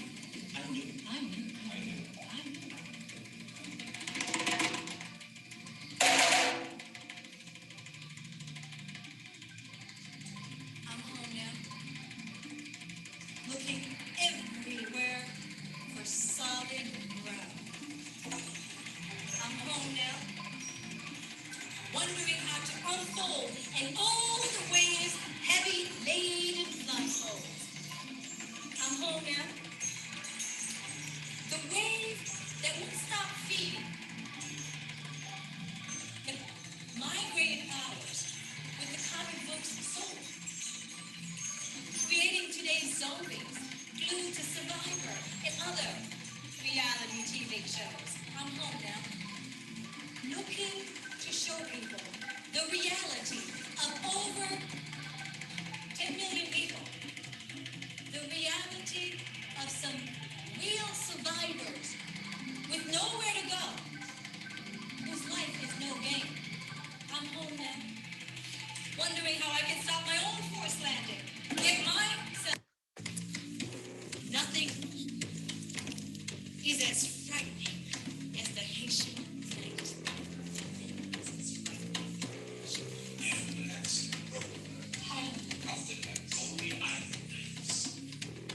Nothing is as frightening as the Haitian night. But it keeps me from being a banal. Nothing is as merciless as American racism and the biological fatalisms of white privilege. But it keeps me from pursuing trivial aims.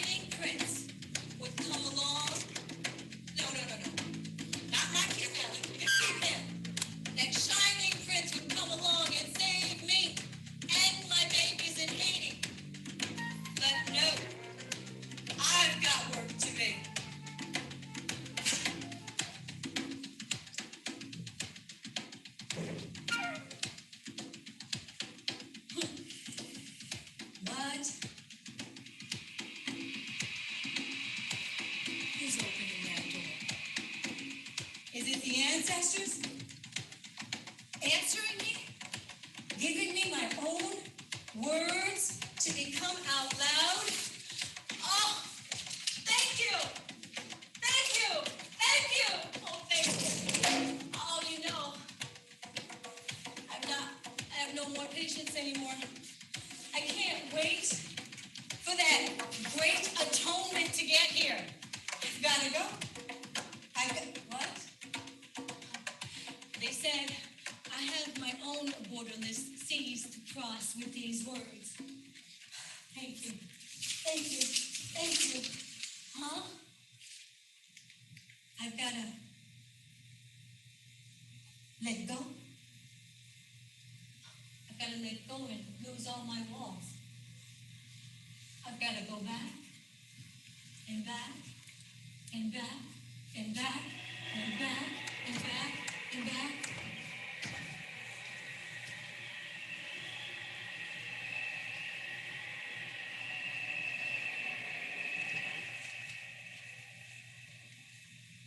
I just lost my way. I just lost my way.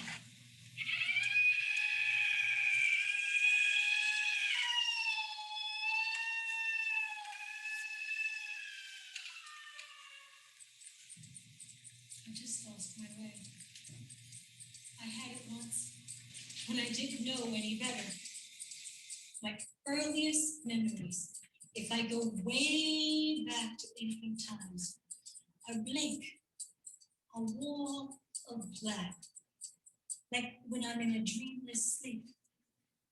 There's no light, no noise, no color, no smell, only a still, airless black.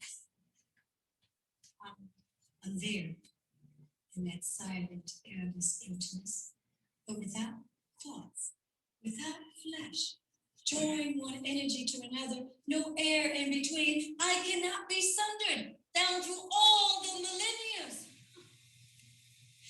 Here, in this airless, senseless emptiness, I've no links here, no involvement, no kinky hair, no camel skin, no sexual urge, no community, no foreparents, no hunger to take or resist the shape, the universe, its powers and polarities impose on me.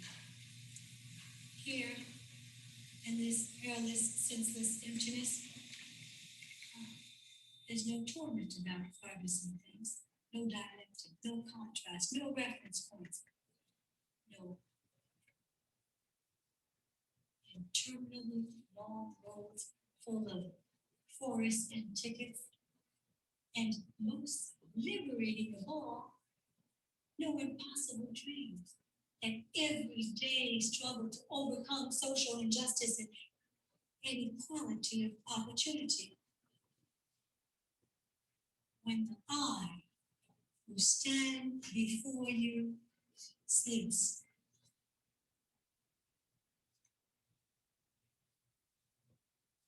there's just me, blank. And the I that I am is lost. No witnesses to find me and define me narrow. The narrow that's daylight black, the narrow that's flat, a shadow, one-dimensional. Where I come from, all is one, and that oneness is as black as the center of the sun, as dynamic as celestial inspiration. Peace, love, compassion, death. When everything drains off me, all is empty, deep as my crown chakra.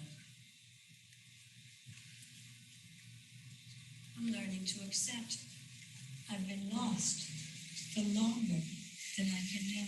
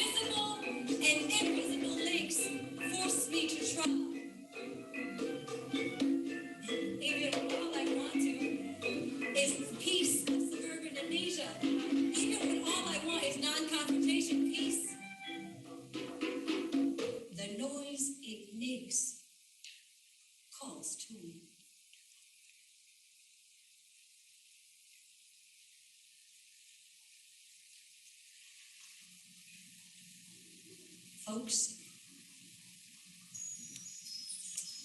I live with.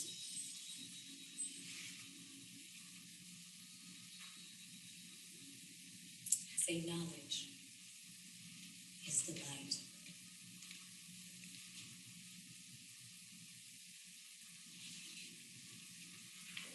I'm so near, skin to skin near, when I accept that all I have is what's between here and here, that this is my nation, my empire, and that the issues of this are enough.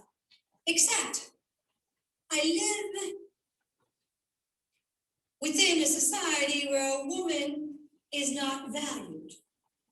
You see, folks I live with say knowledge is the light. But there's a lot of education. Folks say knowledge is the light. The light. The light. The light. What has education done? That knowledge is the light. See, that God is this light, color, motion, landscape, spirit made flesh, form. So how come I see a sea of black stillness, thoughtlessness, timelessness, serenity, silence, as the place I come from, been to, and am lost to? Sometimes it feels like everything I am is erased in the spin cycle of silicon society and its interlocking improprieties. The veil I went to when I'm stressed, over-processed by the light, like in the fluid, bleached out as if dropped in acid. I take a nap, a mental nap.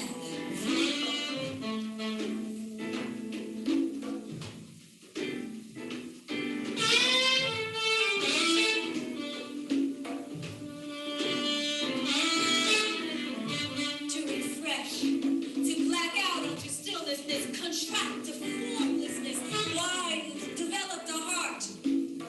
But that light floods, blindsiding, igniting a blaze, awakening shrill cries, gurgling up, rocketing out from untold dimension. From past, present, and future, it pours from the decapitated heads of my ancient grandmothers. It pours from the iron walls I'm facing. It pours from my thighs, it pours. In this life, that light, that education, that light, that knowledge pours pain, capturing me. But that black, that mindful, conscious stillness, it's not a place of images and structures at all. It's the mystery I can't remember. I know I've penetrated. My flesh holds the memory forever on my returns. But being on the less elevated sphere, my eye can never see what's there. I can't depend on a thin ray of conscious attention to shed skins and unravel the confusion I see in the world. On the vibrational level I'm on, I can't even depend on mystical blendings for long. I long for black.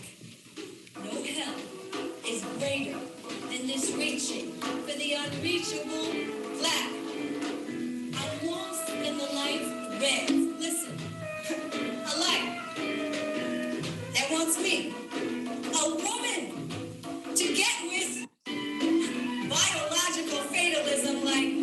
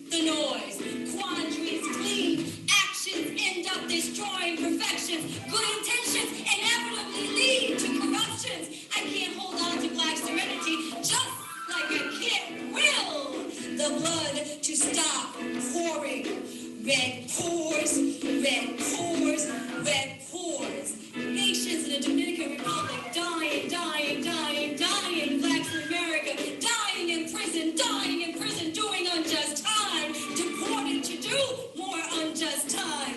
Cain had a future, Abel disappeared. Red pores, red pores, red pores, red pores, reaching for black keeps me from bursting into flames.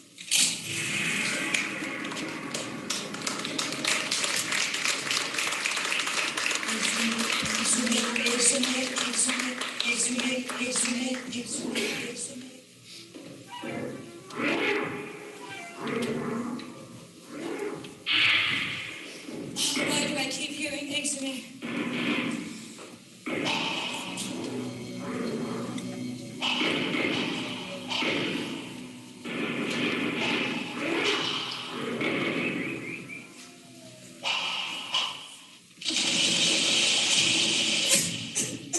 Capsized.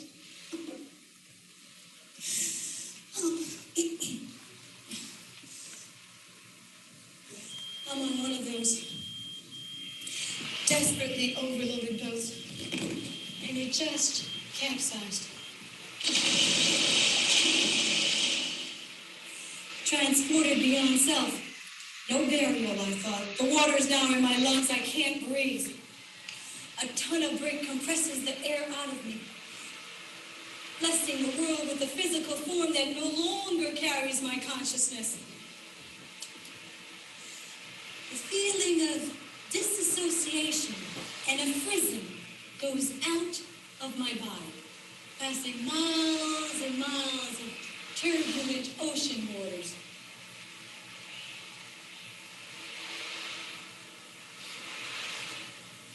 With that last emission, I'm catapulted into a different dimension.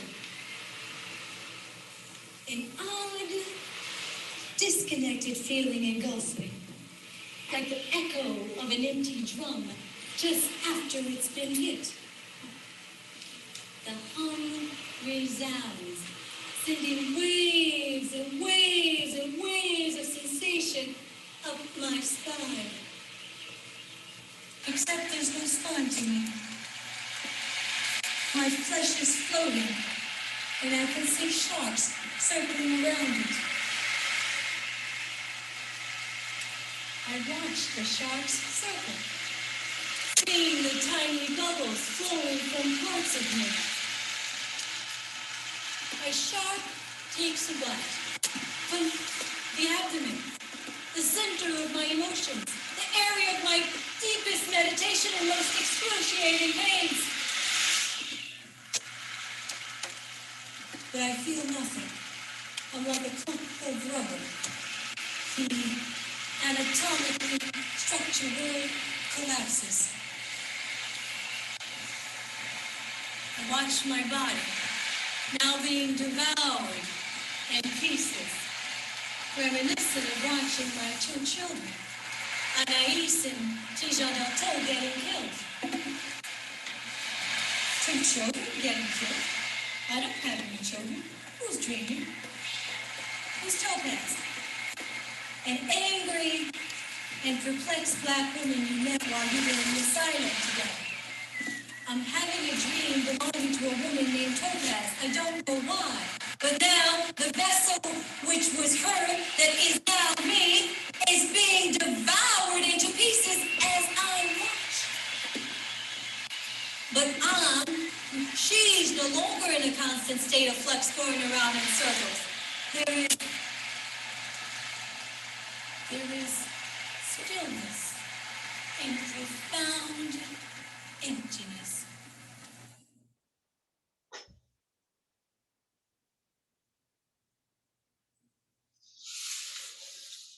Left silence. Heavy red liquid mixed in the uterus of seawater. I'm losing focus quickly, expanding as each part of me separates, becoming a brew of the ocean, returning into a primeval state, a limitless blanket of all consciousness, all points of references simultaneously.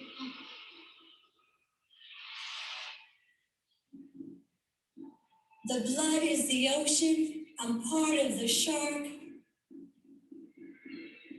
The air bubbles break surface, catch the wind, and there I am, swirling across the Atlantic. I'm far offshore. I swirl. Oh, free at last, my gaze unlimited. I'm far offshore. I touch the sand, become part of the earth.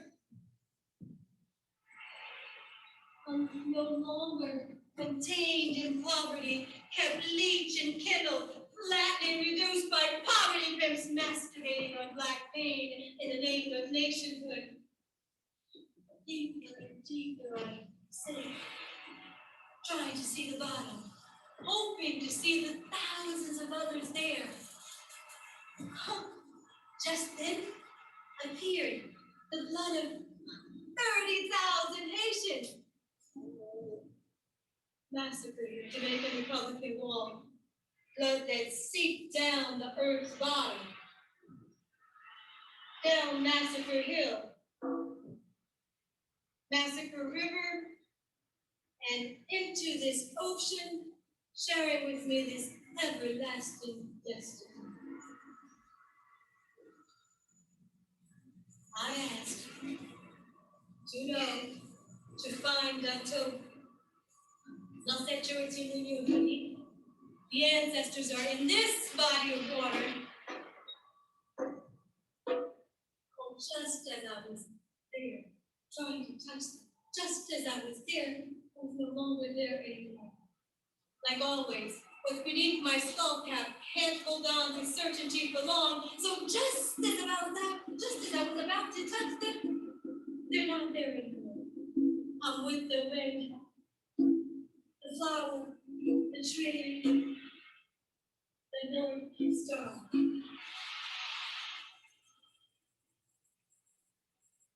An alarm clock is ringing.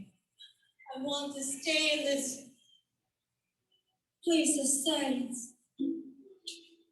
of consciousness without pain.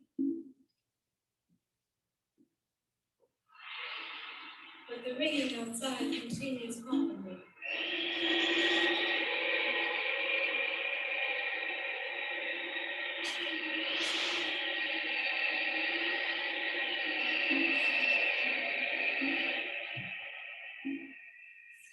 Seattle carrying 250 Haitians sank off Flamingo Cay yesterday, the third such incident involving Haitians in less than a week. Last Saturday, 200 Haitians were rescued after their boat ran aground near Herbal Island. And on Tuesday, 123 Haitians were plucked from their sinking ship off the coast of Great Island. Even as rescue efforts were underway on the Flamingo Cay on Thursday, another group of dazed and desperate Haitians was shipwrecked trying to get to Miami. Lose weight. ZiliD. Win the lottery. Be a celebrity. Make money. Have a baby. 4 Lose weight. Find an SUV.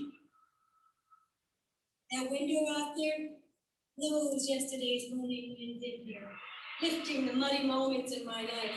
Moments I had no intention of keeping in my head. Out there, when I'm awake, sudden orbs of tinted memories open up whenever I stand still or move too quickly. Like a broken faucet, I can't stop the trickling flow of pain. I didn't intend to keep the grief I moved in and spin out of control, but I carry the island with me, and that wave's psychic energy keeps coming in here, tiring me, refusing to hear the people's voice and choice. And I'm telling you, the past stares, the future stares, and today I want yours in. Lose weight. ZiliD. Win the lottery. Be a celebrity. Make money. Have a baby. 4 Lose weight. Find an SUV. Get rid of her, said the United States ambassador. Get rid of her, or you people don't get no money for your judicial reform. He didn't say it out loud, but it was a shakedown in any language you choose.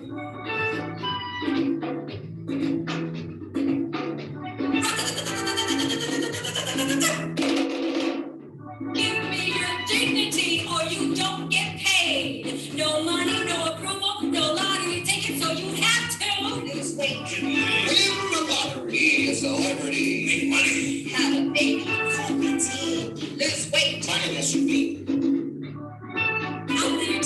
I'm there too, in front of my large screen, buying into emptiness. I'm there, just like I'm there.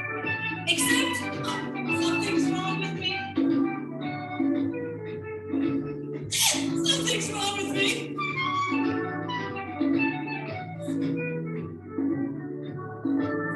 This sea of pain, my morning tea becomes the sea of pain that my people are falling into. Rescuers have begun to distribute food and water to the remaining Haitians who have gone for some time with neither. Many survivors said they did not want to return to Haiti, adding that they prefer to die here if they could not continue on to the United States. I felt like you do.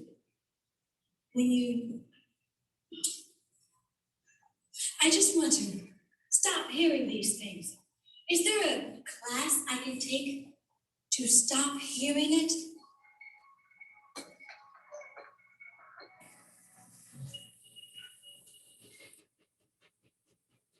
It's like how you feel when you hear about the Columbine in Santana. I actually didn't expect when I was in Haiti for educated and privileged peoples like the United States Ambassador and the United States Agency for International Development to be the people, the very people. They were supposed to be the do-gooders. I did not expect them to be the ones shooting the Haitian people's dreams into smithereens.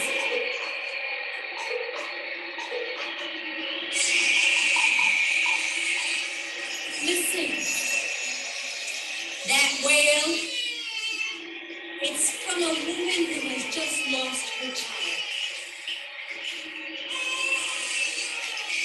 It's a song you will hear from Marie Dolisman, Kadiatou Diallo, or Abner Marina on the dark and looking at the night. Nothing is as frightening as the Haitian night. Ghetto nights, brother nights, Honeymoon. Compton nights, Gory Island nights. You know, powerlessness is definitely not my shore. This is not my father's hat. I must align myself to the thinking. I am an open door, perfectly placed. Perfectly placed, perfectly placed, perfectly placed.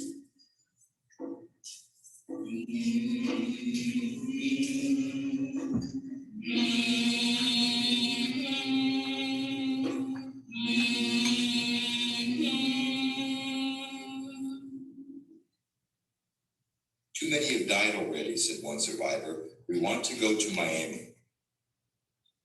The clock ticks louder for me now than it did before I went to Haiti. I've claimed the voices in the periphery. They're part of me. They're in me. I'm a face of Haiti. So now, whenever a Haitian child dies of injustice, starvation, or our neglect, like an open wound, the blood pours down my thighs. I'm the Red Sea. La mer rouge. The Red Sea. The Red Sea.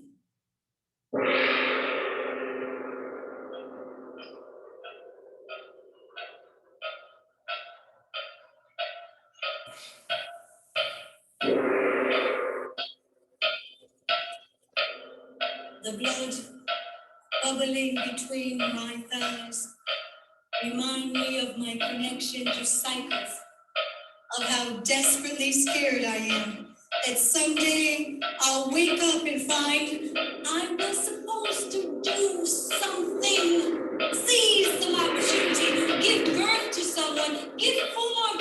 something, let go of care, lay down my sword. But I didn't know how. I didn't do it. Or I did, but not when it mattered. I only marked time, crossing and recrossing this Red Sea. I didn't connect the right information, merge potential with action. I didn't understand the ways I could be betrayed by mind, body, lake, blood. I didn't understand the ways I could be co-opted by working with those more schooled in the patterns and privilege of domination than I could ever be. I didn't measure up. I didn't measure up.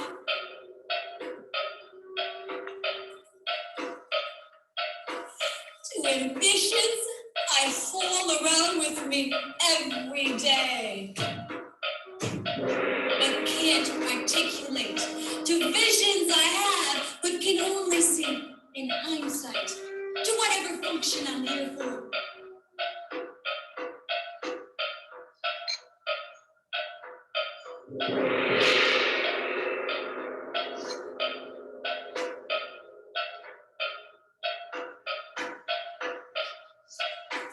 The blood bubbling between my thighs tells me I have time.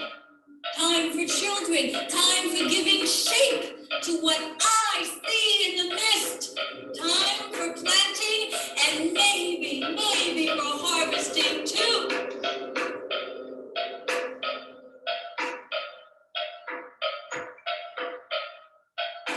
But you're Haitian.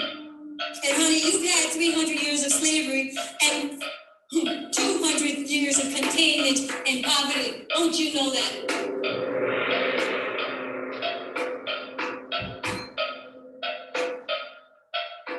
So do I get time and talent too for understanding why and extending that understanding? Time to participate and create a different history.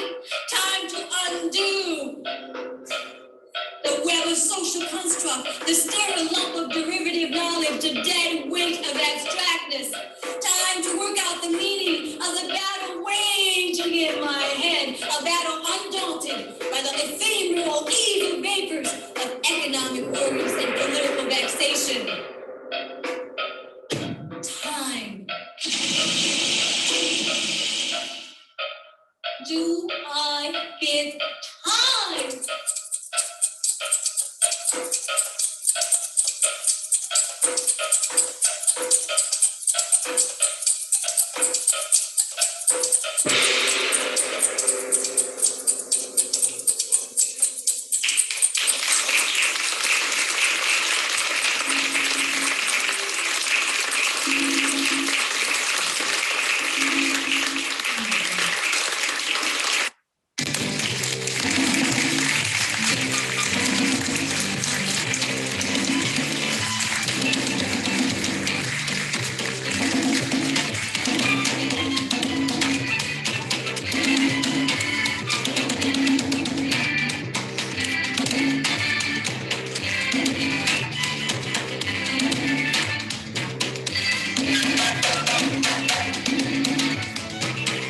Okay, everybody.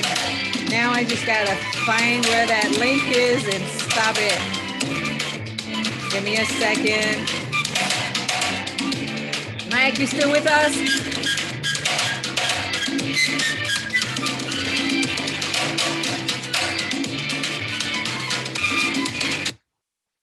All right, all right, all right. Mike, you still here? I'm still here. All right, okay. That was what I wrote when I came back from Haiti. And obviously the ancestors gave me time. Hopefully I did something with it to create a different history. Mike? Hey, I'm still here. Oh my goodness. All right, people. That's the only thing we can do really is give you the work. Mike gave you the work he did when he went to Haiti. I just showed you the work I did when I came back from Haiti some 30 years ago, 1995. And there it goes. Take from it what you will. Remember, today, those of you who are of Haitian descent and all Black people on this planet, we owe our life, our liberty, all that we have to those who fought today and said no to slavery. Some of their names, you know. Of course, the greatest of all, Jean-Jacques Dessalines. Someone is, I don't know who that is, but you might want to check it out. So I think this is going to come for the end, people. Unless I see any question about those of you who have watched it, and I'm going to just look on the Facebook page to see. And if not, I think we're just going to go on. You are welcome to leave productive comments. You see the journey. Make sure you go to EziliDental.com to read the introduction, to the backstory, for some of the stuff that you may not know or understand from that piece. But that is the quintessential Haitian story. And we still have people dying in the seas, just like we had people dying in the seas back when I started. So the Middle Passage goes on for Haitian. And we fight so that it can stop from one generation to the next. So Mike, we were talking about some of the lessons that we teach at Free Haiti. Besides self-reliance and coming from source, the way you all saw that piece, it came from source, it came from experience, it came from what the ancestors gave me and the answers they gave me, Red, Black, and Moonlight, which became elements and themes that went through my whole life. And you all can see I still do Red, Black, and Moonlight 30 years later. We were talking before the Red, Black, and Moonlight between, there are 3 different, I've done 10 plays since that play. There's the Bois-Caïman play, there's Jean-Jacques Dessalines, the greatest hero who ever lived, there's Seismic Shift, freestyling to murder Jane, Tarzan, and their Uncle Toms or Sambos. I've had many more plays. I think the last one was about the UN bringing cholera to Haiti. So that's how I done my work in this time span of life. What I experienced, I put it on stage. And that's the only drama I want in my life, is what I leave on the stage. The last play, I have 2 book series, the Kimberlach books. Hopefully very soon, I'll try to reissue some of those. Vodun Woman, Seismic Shifts Between Falling and Hitting the Ground. No, excuse me, Seismic Shift, freestyling to murder. That was after the earthquake. Freestyling to murder Tarzan, Jane, and their Sambos. And the last play I wrote was The UN is Not Potty Trained, about cholera. We were just talking before this presentation that we give you. We told you about what we at Free Haiti, Michael, me, and all of those. I think I have about 60,000 people on my mailing list. I reach about 3 million people. So there's a lot of you, but I don't know where you are. Sometimes I don't even know if you're there or out here. And I know that the subject is very, very hard. Mike went to Haiti just a few weeks ago, just last week. He came back, and we were just talking about some of the things that were relating to the Haitian Revolution that he saw. He talked about at the beginning. He talked about he went to learn the Haitian martial art that helped win the Haitian Revolution, which is Tire Manchette, and how the our ancestors used what was in their hands. And Miriam Bethune says this too. You have to use what's in your hand. I can't tell you what's in your hand. Only you know. They used their machetes and they used to go very low and not bend in order to break their back. They used to just go very low, and they used that style of fighting to fight the European. Mike had just finished telling you how he went through a river after getting some fish, and then that river had a flooding, and he's got his leg hurt. And he was telling me when I was talking to him how some of the things I teach about herbal healing, he experienced it when he was in Haiti. He was telling me also about the grounding. And I said, you know, when we come back before the end of this program, he will tell us some more about those, I think those 2-3 things. Mike, please. Oh yeah. So after the river incident, I was only halfway through training, so I still had like 4 days of training left. And when I got back to the home that we were staying at, you know, I immediately applied some. It was pretty much Haitian moonshine, but it was pure alcohol. I was applying that. Clairin, do you remember? Does that sound right? That was it. Okay, Clairin. Okay, what did they do with it? Sometimes they'll flavor it with different spices, and that's some of the stuff that we was drinking while we was training. Really? They would flavor it with some spices. We would pass that around during training. So we was drinking. And you guys didn't get drunk? No, we didn't. Oh my God. That stuff knocked me out. But I used some of that for the wound, and then I had some Neosporin, but like a day or so later, it looks like Nadine was like, hey, that might be infected. And I told her, I said, well, I've been cleaning it with the alcohol and the Neosporin. She said, no, she said, I got you. She said, let me make a few calls to some Haitian women, and we're going to get some of that good Haitian dirt and some of them herbs and plants on that. And, you know, she made the calls. The ladies came over, they prepared the herbs, the dirt, and the plants and the water. And they actually use dirt? Yes. Yeah. According to Nadine, he used some of that dirt, water, plants and herbs. And they say, what we want you to do for just several hours, just soak your feet and your legs in this mixture and take some of the plants that's in the water with, you know, whatever residue, and actually rub it on the wounds. And so I did that for several hours, and the next day my leg felt like it was brand new. My feet felt like it was brand new. Wow. And this is very important. I wanted to stress it because Haiti, the landmass, is over 1 billion years old.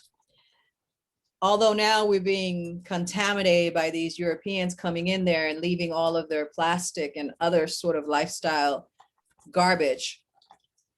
But the soil itself, there are pharmaceutical companies using that soil as, I think they said, I have it on my website, my old website, as super antibiotic.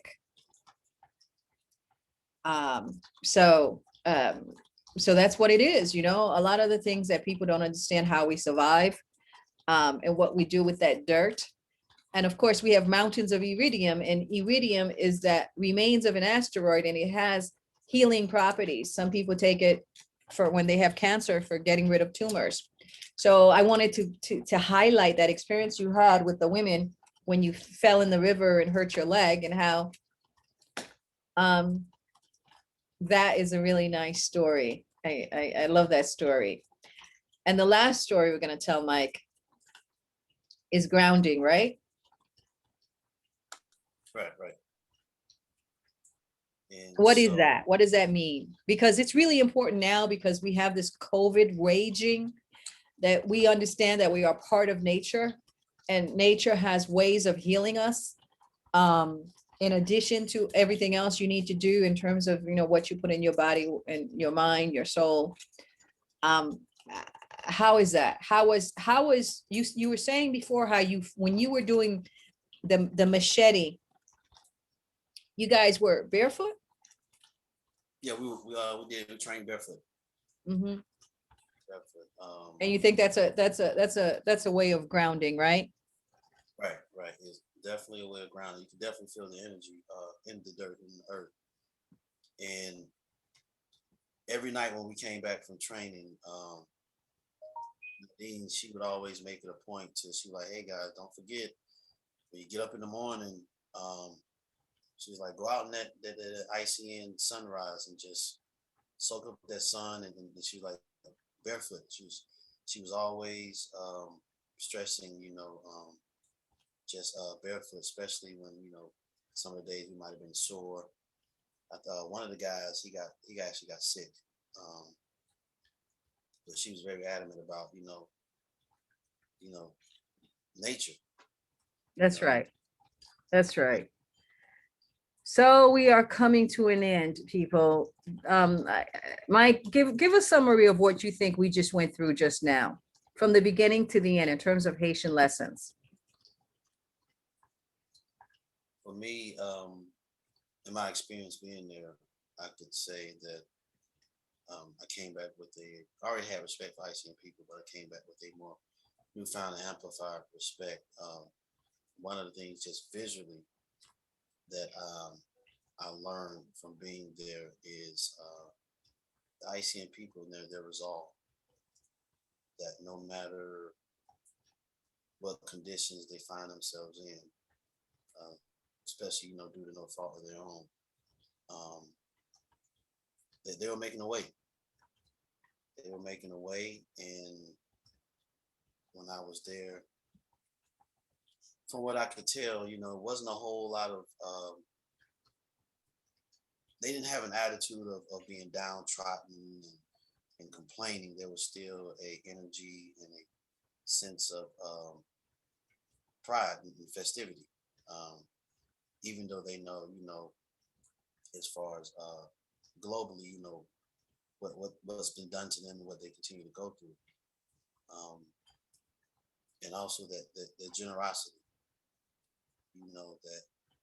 that sense of whatever little they had, they shared. And so we come to an end, people. Thank you so much for those of you who are here. Mike, if you see anything that I have to address from any of the while I try to close out, let me know. I just want to say their names. As you just look at the comments to see if there's any questions for anyone that's here. Otherwise, I'm going to be putting this on YouTube for everyone. So we say their names. Macandal and Grande Brigitte, his wife. All the way back to Padre Jean and all of the lost Maroons. We say their names. We honor and respect. We know that we are only here to fight today because they fought, because they wanted us to have something better. We come up to August 14th, 1791, and there's Glenn Guiton, the spiritual advisor of Jean-Jacques Dessalines. Then there is Marie-Jeanne, the soldier of all soldiers who fought back. There's all the women of the Haitian Revolution, Marie-Claire Heureuse. There is Sanit Belair. We bow and we say thank you, honneur et respect. And then there's the others who did not go all of the way, but who did give us what they could. There's George Biassou, who was part of the participation of Bois Caïman on that night on August 14th, and so on and so forth. There is Marie Sainte-Dédé Brazil, we call her Défilé. She put together the pieces of Jean-Jacques Dessalines' body when Pétion and Boyer and the mulatto sons of France and Guérin killed him on behalf of their Eurocentric ideas. Grand Toya, who taught Jean-Jacques Dessalines how to fight when he was a teenager. And we hope that we're going to continue that fight. We're going to continue to stop these white bodies terrorists with their black collaborators who are destroying planet Earth, not living in harmony with anything. So George Biassou, Georges Francois, and Journaux, we remember their names. And let me see if I can go out with some music. Haiti. Not that one. Okay, so anyways, you guys, this is the Èzili network. You can find me at ezilidanto.com.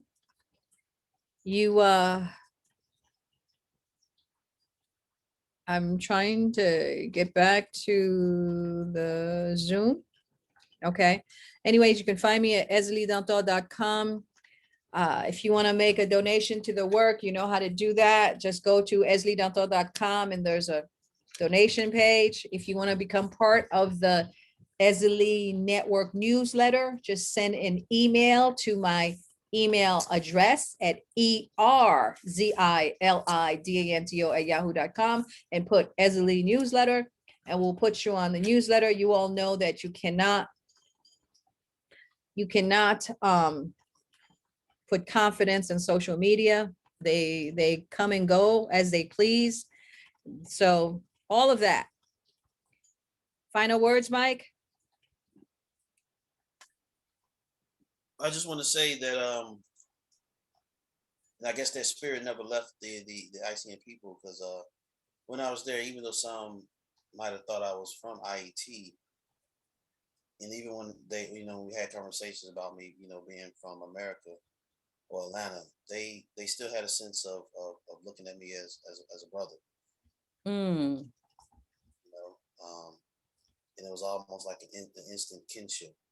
Like, hey, even though you're not Haitian, you're here now. So, almost that same attitude that once you touch this island, you are Haitian. You know what I mean? And so that's what I found, very fascinating. All right. Nice. I'm so happy you had this experience, Mike, and it was within that time span. For those of you who wanted me to talk about the assassination and some of the crises, you can go to my website. I've talked about some of that at ezilidanto.com. Go to our YouTube channel. Like I said, become part of the Èzili network by sending me an email to put you on our email list. We have the Free Haiti movement. We keep having 14,000 people for the last 5 years. We like saying right there, like we never get new members. I mean, of course, that's not true, but they do what they want to do. All right. How did the Haitian Revolution begin, people? We're going to end it with that. It began with the sounding of this conch. As we go out, here we go. You take care, honor, and respect. I want to say, for those of you who want to see some of the work we did with Wakaima, let me see, before we go, let me see if I can get it on here. You go to the Free Haiti movement page, and then go to media and albums, and you will see some, and even also you can go into the Instagram. You see pictures of the children at Wakaima in Haiti. We sponsored the festivities for them. They took pictures and they sent it to us. Let me see if I can put one of those pictures up. Michael, can you do that from the maybe from the maybe from the Facebook page, or okay, let me see. I want to say thank you to Zaza, Ungan Zaza at Wakaima. And if I can get to it very quickly, I will show you the Wakaima residents and how they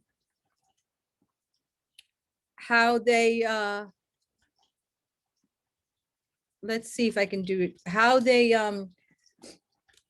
this year they told me that it was not a big celebration because there was the earthquake in the south of Haiti. We send our love and our prayers to the people of Jérémie, Lekai, and Neep, and other places in the South that are right now suffering because of the earthquake and because of the tropical storms that came after that. And we urge those of you who want to help. We know Haitian Women for Haitian Refugees. They've been around for 30 years, since 1992. Nina Raoul. You can send resources without hesitation to them, because they are out there in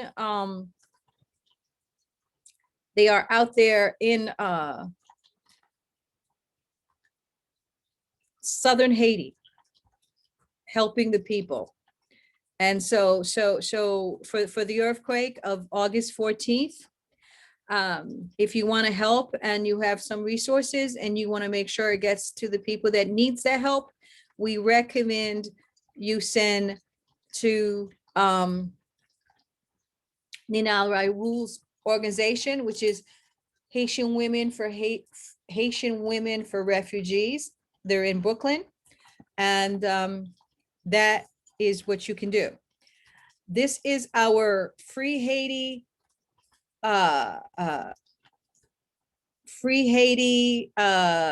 album for Bois-Caïman and the Haitian Revolution.